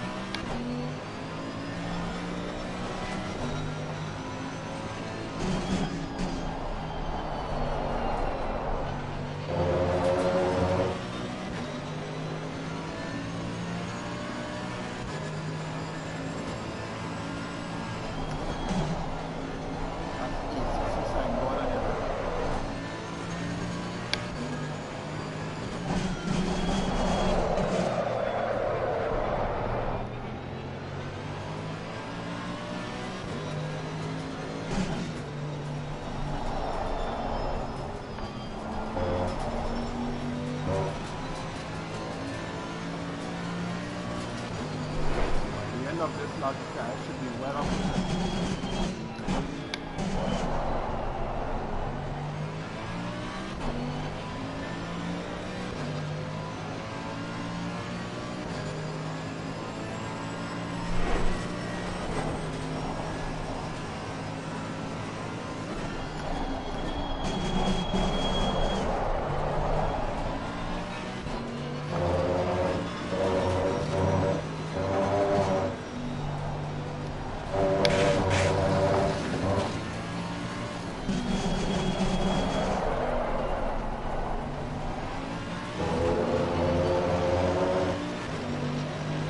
But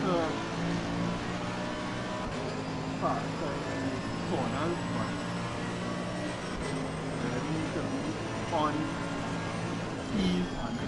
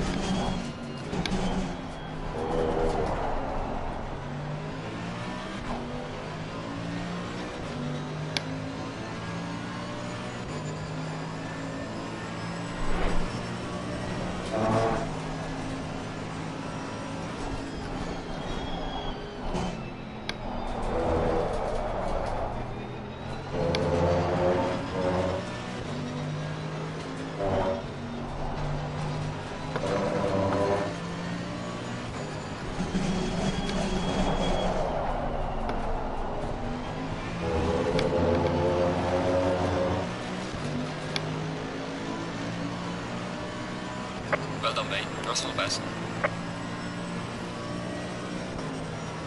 Only faster than one guy.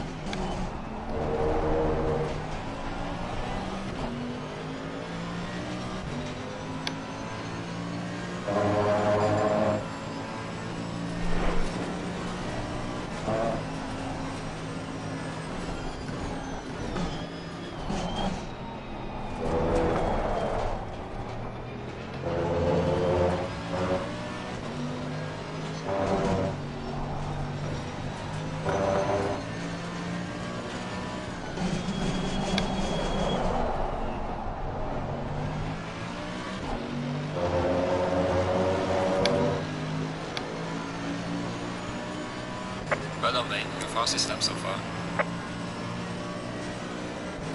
Some faster people.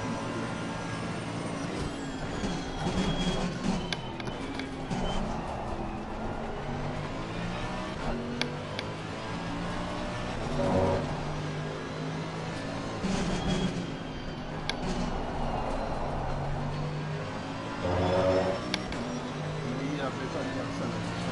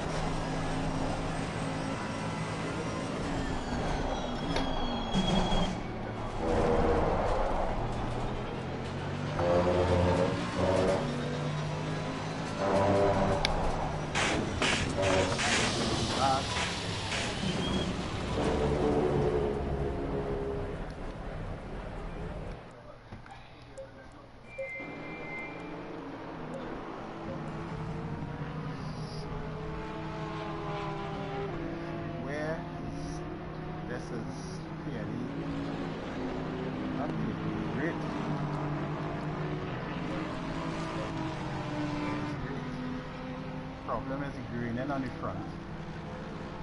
So it's a setup that they would really only use for just what it says quality. Optimum condition. What I actually did, like straight. So what I did, I reduced the wheel rate, adjusted the bump stop rates, and I also adjusted the bump stop range as well, increased it to get some more roll, and I was able to eliminate what I forgot to do, and I instantly realized that I was supposed to have done this, right? That I did not do. But the setup worked fairly decent. I did, as lot of 44s. I think it's a 44 low or 43 if I could recall during the race. 43 minutes. And I also adjusted the dampers here. I think look at the dampers here. Yeah, so you see the difference, the dampers here. And I also it allows me to load here. That's strange. Normally you're not allowed to. So I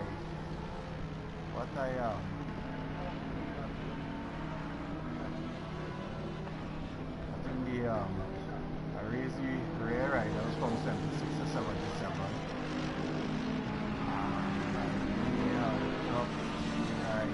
Height in front from 51 to 50. So this is the setup I went with, and this exception of the steer ratio, which I felt during the race with some errors, wasn't as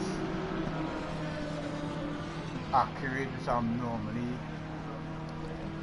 during a race. Normally very accurate. That's just run through.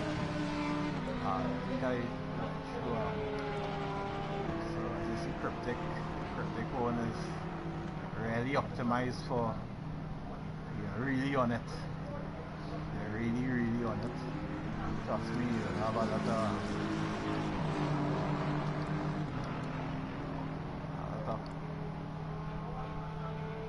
of action. One of the things I looked at is his bumps up range is much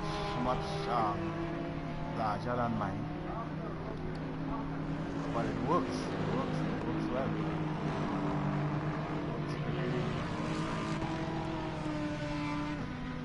Dean Riley's version is this, so he's using a lot more splitter. A lower rear ride height with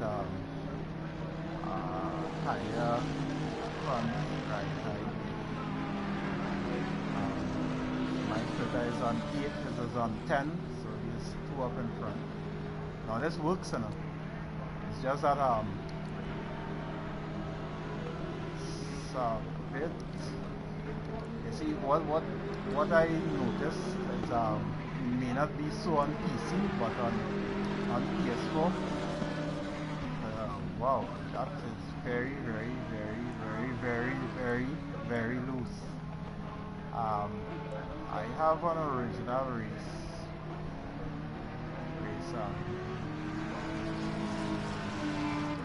set up that I think I had done this.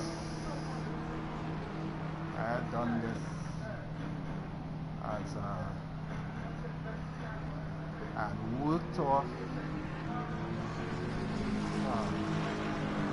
See something? I don't think it was Dean's. No, so it wasn't Dean's. It was straight off. What I had done is from the aggressive setup, which was this. I had gone the long way of building it off the. Was it the aggressive or the safe? So I'm gonna load the safe. Right, so I've gone the long way and building it off the safe. So it is this worked off. Yeah, so you see, straight off the safe. I worked it off there until I got it to where I wanted it. So I built that. I built this from off the safe. And this is really good. This is really good. Really good. I don't have permission from high grade. But I could show you the adapted setup from high grade. done a lot of changes to it, otherwise what I could show you. Great setup is very stable. I'm not sure, I need to communicate with him and find out if he had any issues. So wait, I still so let me tell you what is going to happen for the qualifying here. Despite you see the Lamborghini and the Audis out front, so you need to look out for Porsche, you need to look out for Lucas Stores, you need to look out for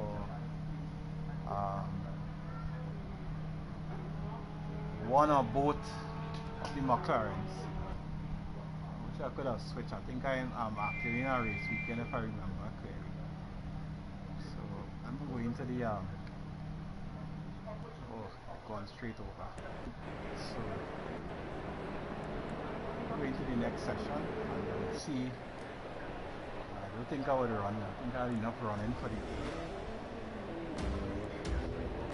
Let me just load that setup just in case I feel like it. Roll. Which one should I do?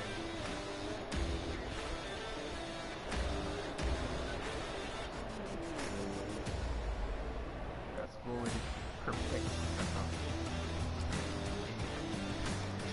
Oh man, no. I'm already in setup.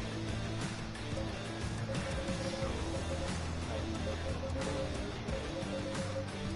over here for about 7 laps and see setup. I think I made some adjustments to the setup. I may have.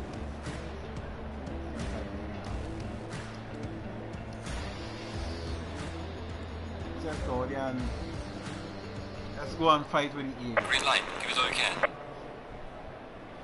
For real long.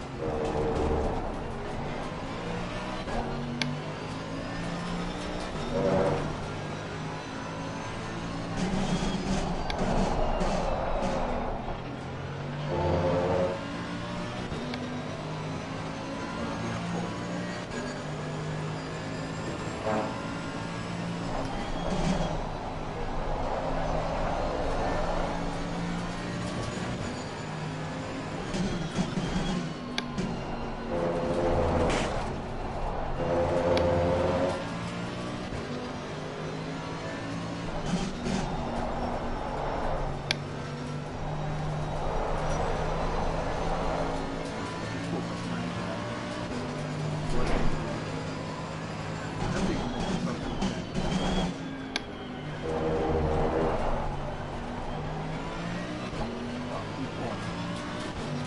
like what I was doing at foot.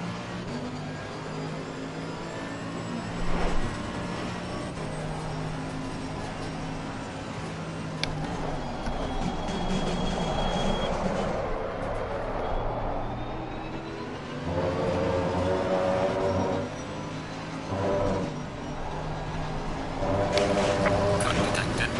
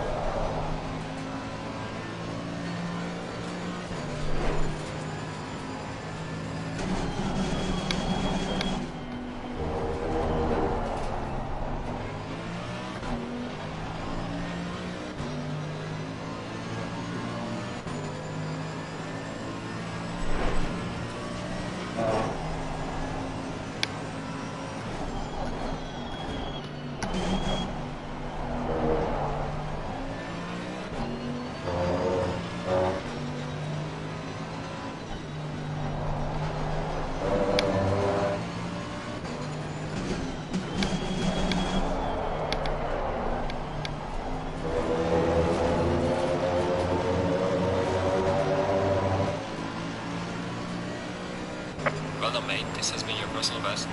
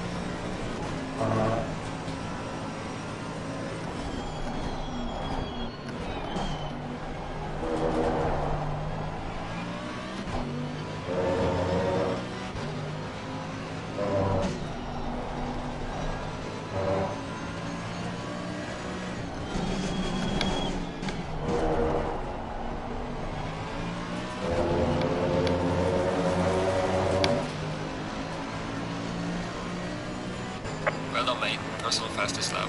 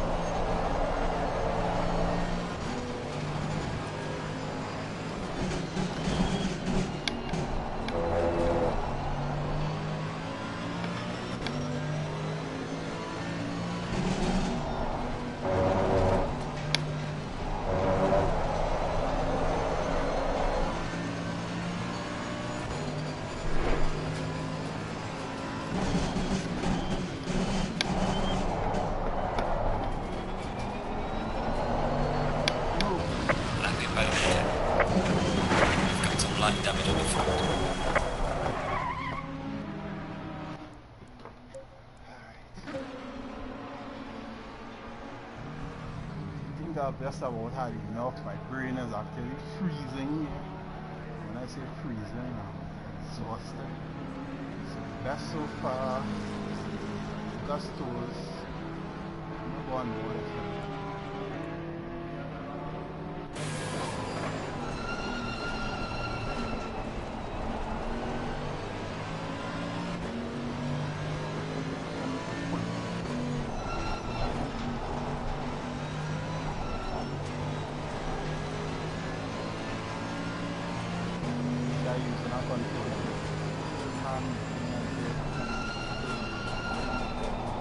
Good laps and 7th ISNT bad so far.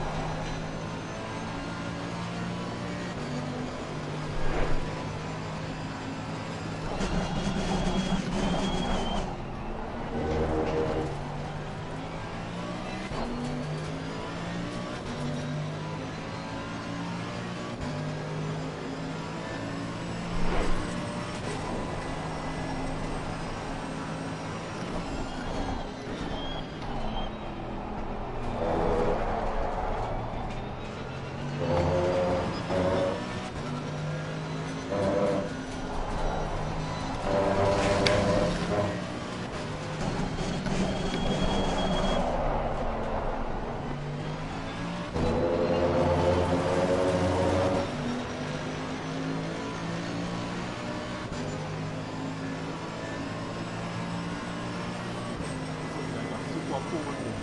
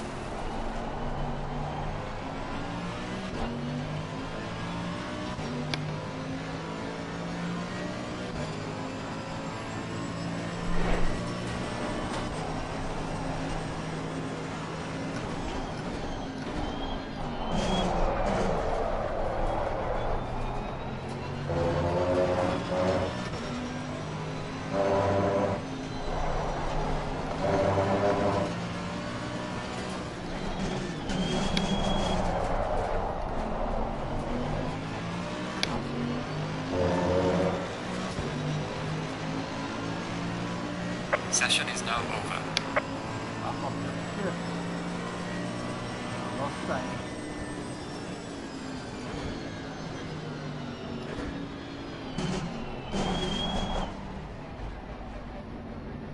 So you see, that's how I came about. I am going through I did my setup from the safe. So I've done the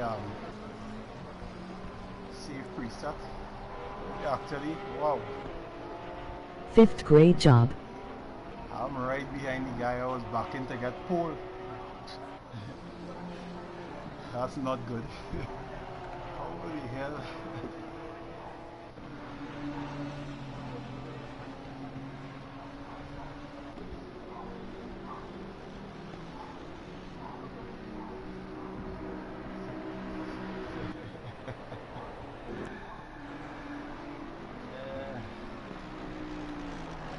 And that was my setup actually, and look, I have the full sector again, just as in the before competing against the AOR guys.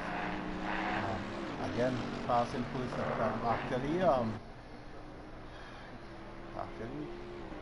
drop a lot of time.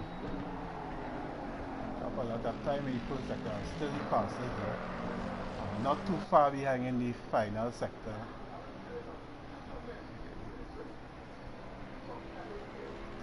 36, just 2 times off. Well, way off, and I know where I dropped the time in the second sector, so I knew exactly where I dropped those 3 times. So that's why to be quite honest, I swing a lot into the now of course I had to go up. Now if you look at this, right, this is the safe preset. You see how low the wing is, and now let's compare that with the aggressive preset. Look how high the rear wing is. Right, now what you will have here is a lot of stability, right, but where the safe preset is supposed to be based on stability, and for some reason the safe preset is the one that is looking to put it out there. And to me, I find the safe preset to be very twitchy, and I am a sort of twitchy preference guy, so you find that I go for here. It's easy for me to make the, as I'm very, look at it, compare this, and look at this, right? It's not really a big difference. And when you look at that with no, look at it, see, compare the, well, it's not really a whole lot of difference actually. This is the aggressive preset. And it's not a whole lot of differences really between all three. But what happened is that when I started with ACC, I came out of GT Sport. You really don't do a lot of setups on GT Sport. It's really down to driving, and then this physics there is really not my style. Things happen when you do what you're supposed to be doing in real life, and the only thing that really works somewhat in GT Sport is trail braking, and that's about it, nothing else. If you accelerate somehow the car, somehow, but let's not talk about GT Sport. I came on to ACC, I was S rank in GT Sport by the way. I came on to ACC and instantly didn't turn back. Well, I turned back a bit because I needed to finish the FIA championships, but after September that was it. Stuck with ACC, and in fact I went on and bought the Assetto Corsa version, and I haven't really gone back to GT Sport and Project Cars. I haven't done much with Project The Cars. settings need very subtle changes in ACC and GT Sport seems so strange to me. Yeah, GT Sport, if we, now from experience with I've been playing Gran Turismo since Gran Turismo 1, and you could get Gran Turismo to mirror some more realistic physics if we are allowed to make our own setup changes. We are not allowed to do that, so the whole thing is just like wow. And you would, to get good at GT Sport, I'll be honest with you, because I've been there and I told you I was S rank. To get good on GT Sport, you need to spend a lot of time understanding gear physics, right? You need to spend a lot of time, and you would get it. You would get it. After you've gotten it, you're not going to lose it, to be honest with you, because if I go back on, yeah, pretty quick I could easily jump in any one of the daily races and win easily, right? But the thing about it is that I'm a big thing really coming out of rallying. You're really in search of something. Rallying is not only off-road, we also have tarmac stages. So, as I mentioned before in my very long discourse, I've done street racing as well. So you really want something that could kind of keep you in the loop, and when ACC came to consoles, I was one of the very most happiest individual, and I've been really edging them to try to keep it. I mean, we will not be able to ever compete with PC for a number of reasons, and I could start outlining them. But really, Kuna should do all in its power to keep the margins very close, if not equal. And we could get it to be equal because there are some things that they could do, and I have already identified those in a couple of other videos that I did before, outlining the comparisons where, for instance, right,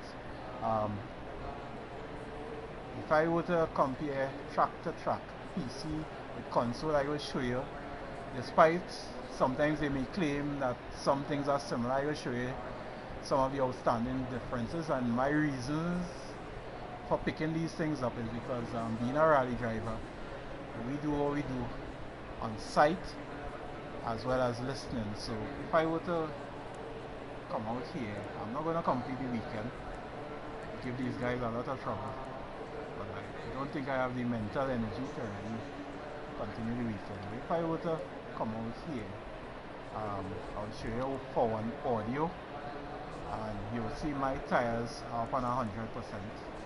Right, onboard engine is only on 30%, the exterior engine is only on 30%, master is on 50%, and I did this for a reason.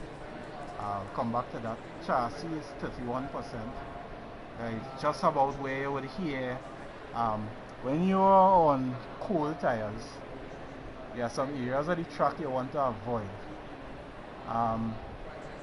Now with the update, some things will improve, right? But before, you didn't really used to see me swerving all over the track on cold tires trying to warm it up. Because what was going to happen is that, so on a race weekend, the rubber, meaning the racing line, is built up over the sessions. The broken pieces you see on the edges of the racing line are rubbers that broke off the tires of all the cars during the course of that weekend up until that session. That is what it's supposed to simulate. So what is going to happen if you're on cold tires, that is, you're just mashing the brake and trying to warm up, the surface of the tire is going to get hot or heated, and those pieces of rubber you see on the side are going to stick to that surface.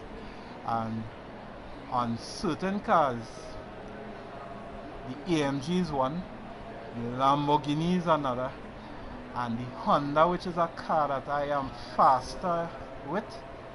I'm very fast in the Honda. I like the McLaren, and although I have not used it a lot, but based on the few outings I've had, I think I can compete or go faster than the Honda in the McLaren. So let me tell you about those cars that I've mentioned. They don't take a lot of activity to get the tires in within the range where you're supposed to be. And with that in mind, it means that the surfaces of those tires would get hot and cause you to pick up a lot of those broken rubber and leave you with false greening. Now it's registered as greening when you go into the game. It's registered as greening, right? So if I were to come here and we go back along the tires that we use, so you see light greening, that is accurate. This is false, right?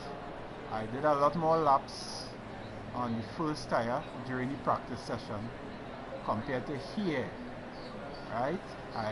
Literally what I did, so I did it like qualifying and then a super pole here, right? There's no greening there, and I just went flat out. I didn't do anything to try to warm up or anything. As I mentioned before, this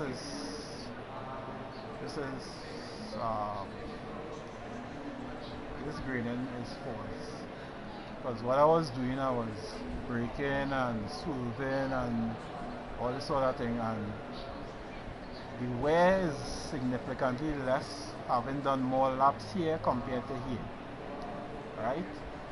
So this is a false reading. What was actually happening is that on the hot surface I picked up those pieces of rubber on the track, and that is what greening is. So that the greening, for the purpose of real racing, is registered when hot tires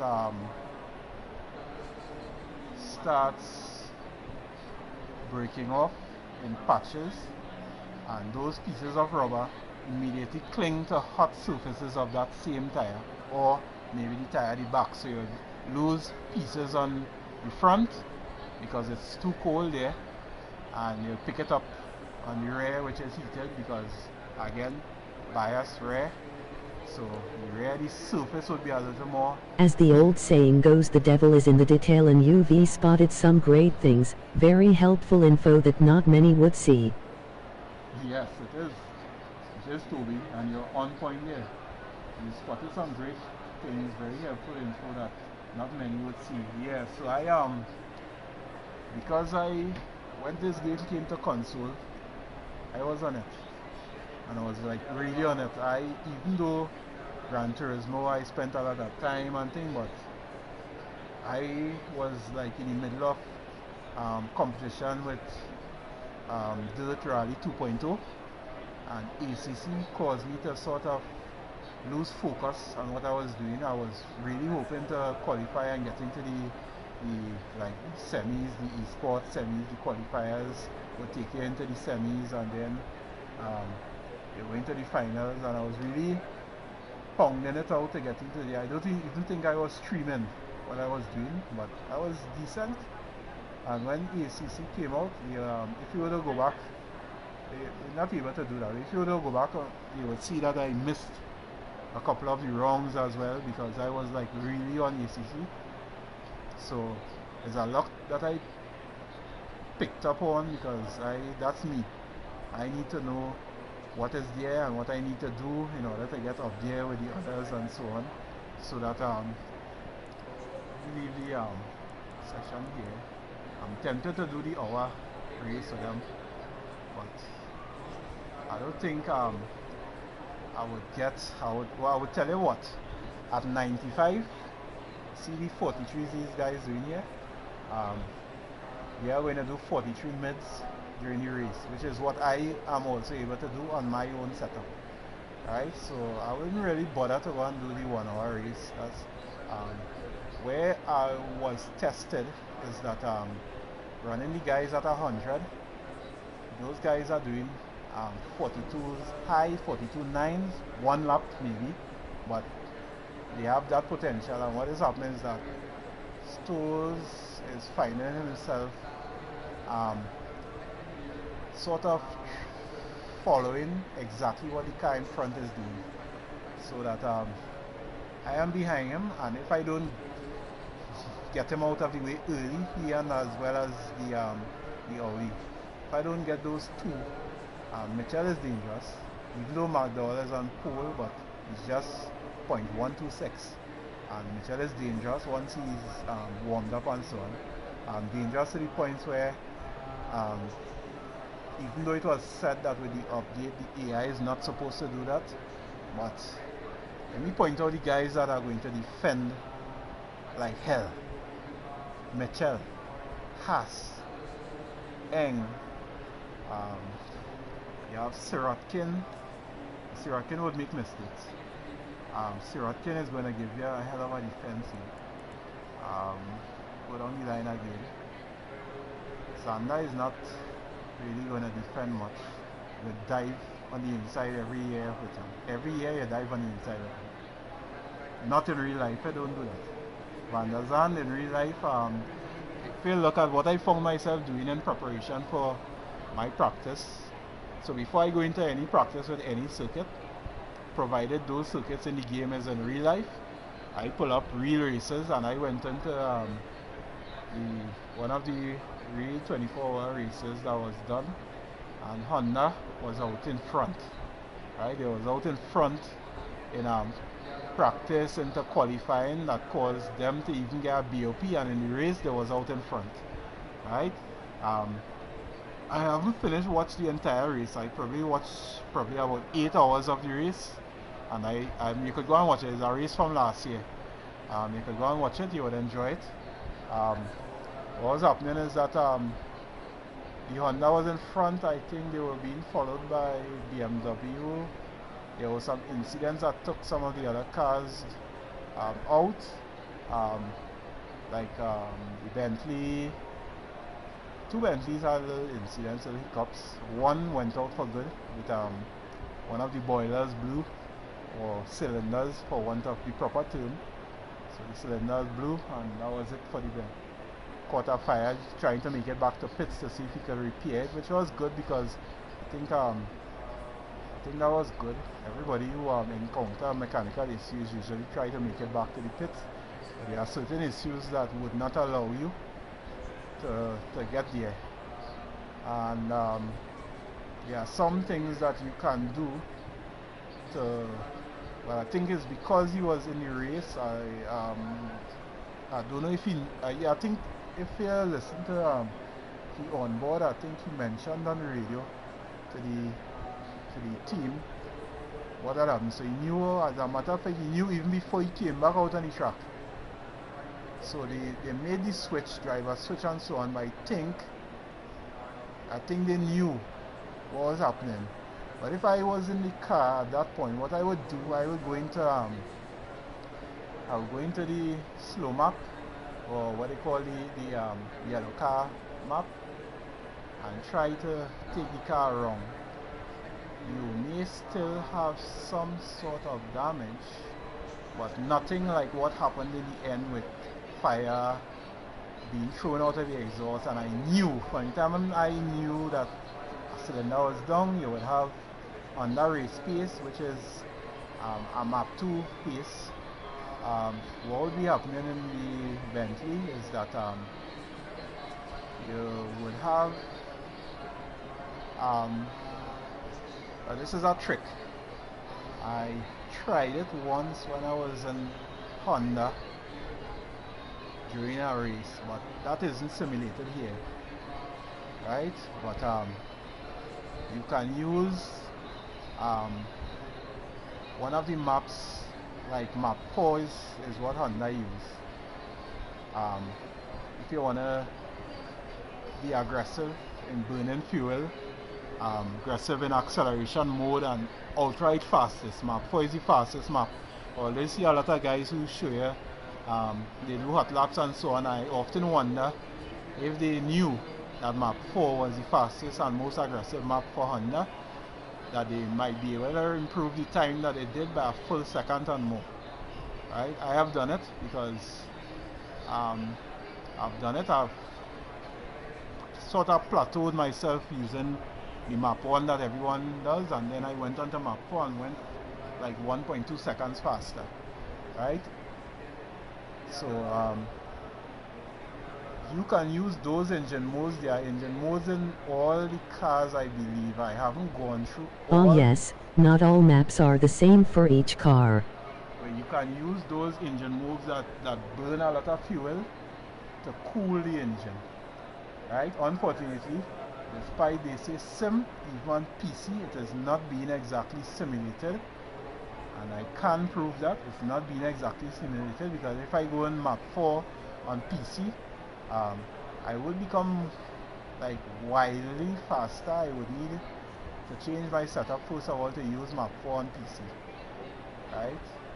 But I could do it on I could use the same map 4 on PC. I think I have. Let me do something and see. I'm supposed to have a. I know when we got updated, some things were deleted. When we got the Mola map and thing, a lot of my setups got deleted. So let me see if I have a setup. I'm supposed to have a setup for this track with Honda. And there's a glitch in the game, so that when you see that I went through all the setups, what you would see is all the setup dated today. That doesn't mean that those setups were made today. So let me see. Nope. I wanna change car. Change car. Let me go into. So I'm supposed to have a setup for the Evo here. Supposed to, because I tested the Evo when the Imola came out, and I did the upcoming tracks. I'm supposed to have a setup for the Lamborghini Evo, and we came here to see. Ah, big differences to console then. I am gonna have to head off to bed now, my friend, but we'll chat on the Discord soon. So let me see. I'll go in here and see if the setup is still there.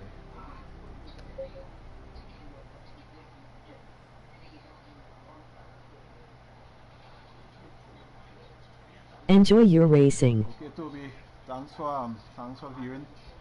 So be safe, sleep tight.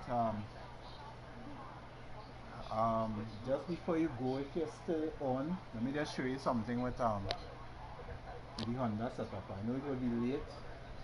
It'll be something like 7 o'clock here, so it's like 1 o'clock where you are. It's 1 a.m. where you are, around there. We're instantly going to. Alright, so I have a setup here.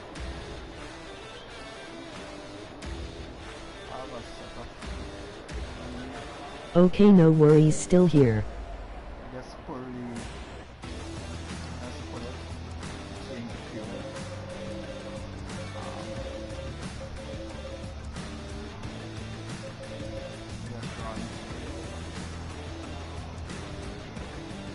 back in and show what the setup for this is so that you can probably test it and try it. Green light, show them what you got.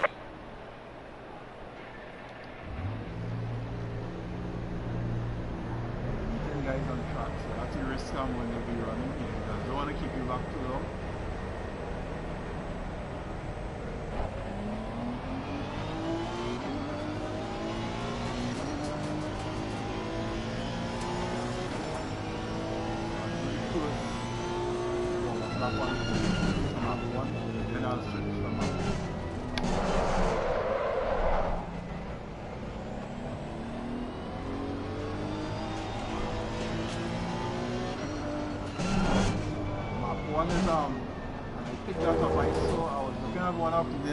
Jokes video where he was trying to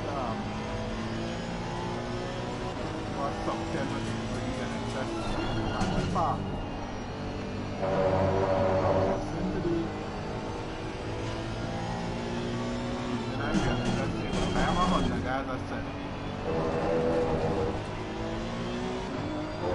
I'm listening to it and thinking that this is not nothing fun. Okay, listen to this. What happens is that Honda on a small engine has a large turbo.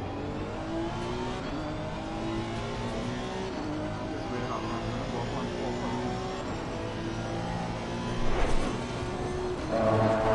what is going to be happening is that have some lag when boosting.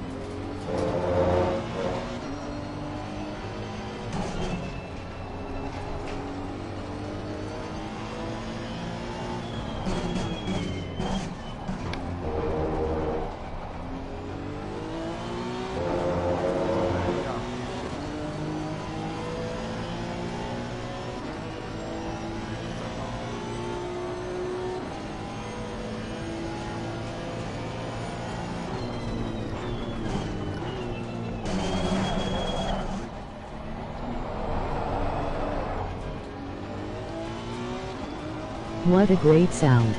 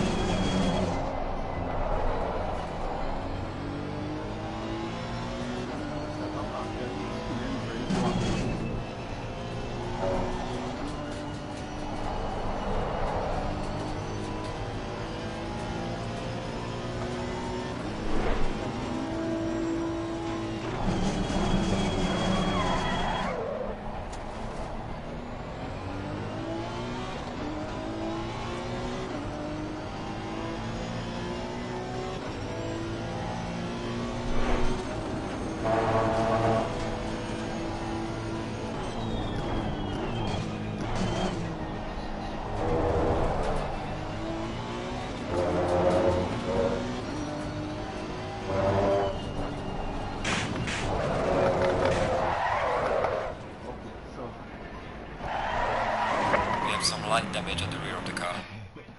So, what I wanted to show was case with the Honda here.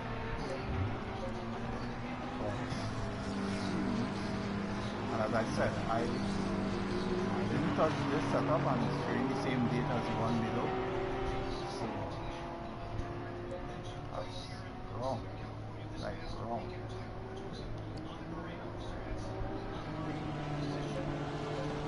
A lot of things need changing.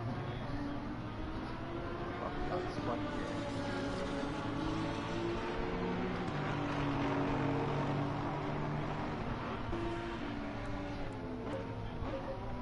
so this setup might actually be better.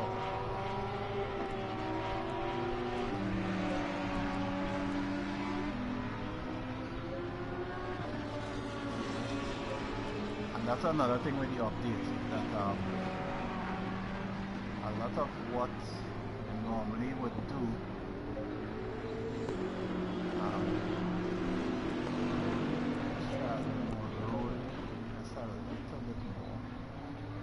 quick at 5.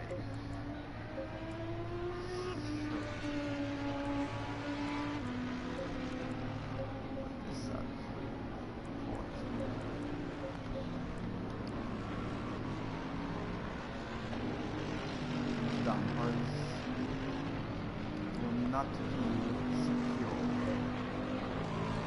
So what I do is like that. So it seems like I also need to place docks here for now on a quick fix. I'm not going to touch the place as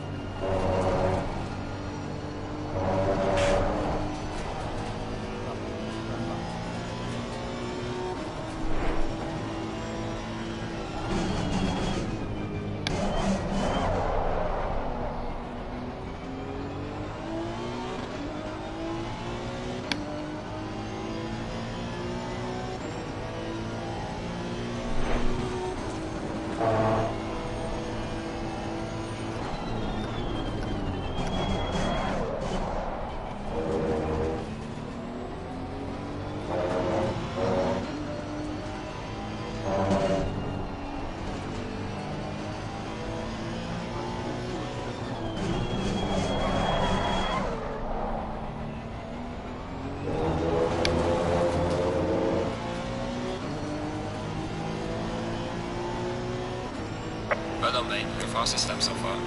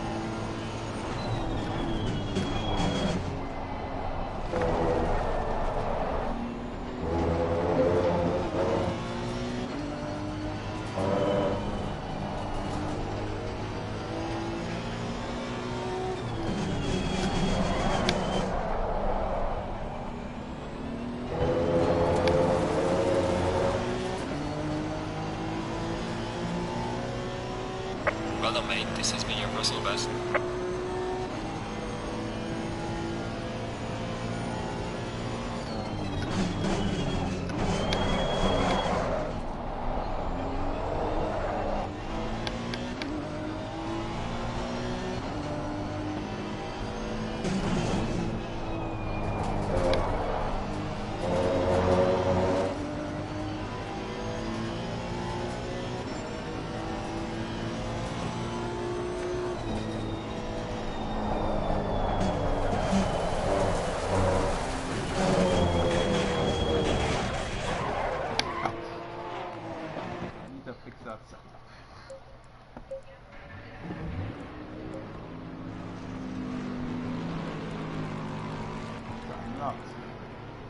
Leave out the friendly setup now. Use weird. So we gotta work on this setup and we message each other and wear this one with you on. Wear this guy. See, Mal mentioned Mitchell before, right? 143 tools. He's really in the high. Or The McDowell got pulled before, but Michelle is really dangerous.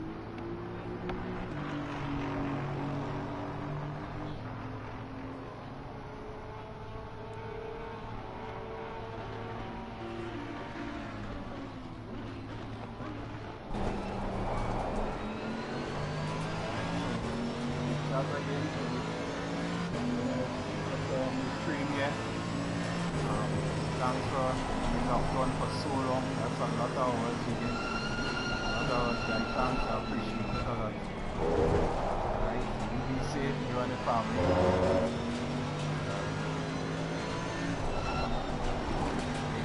Not easy. I am gonna head off now, but have fun and chat to you soon, bud.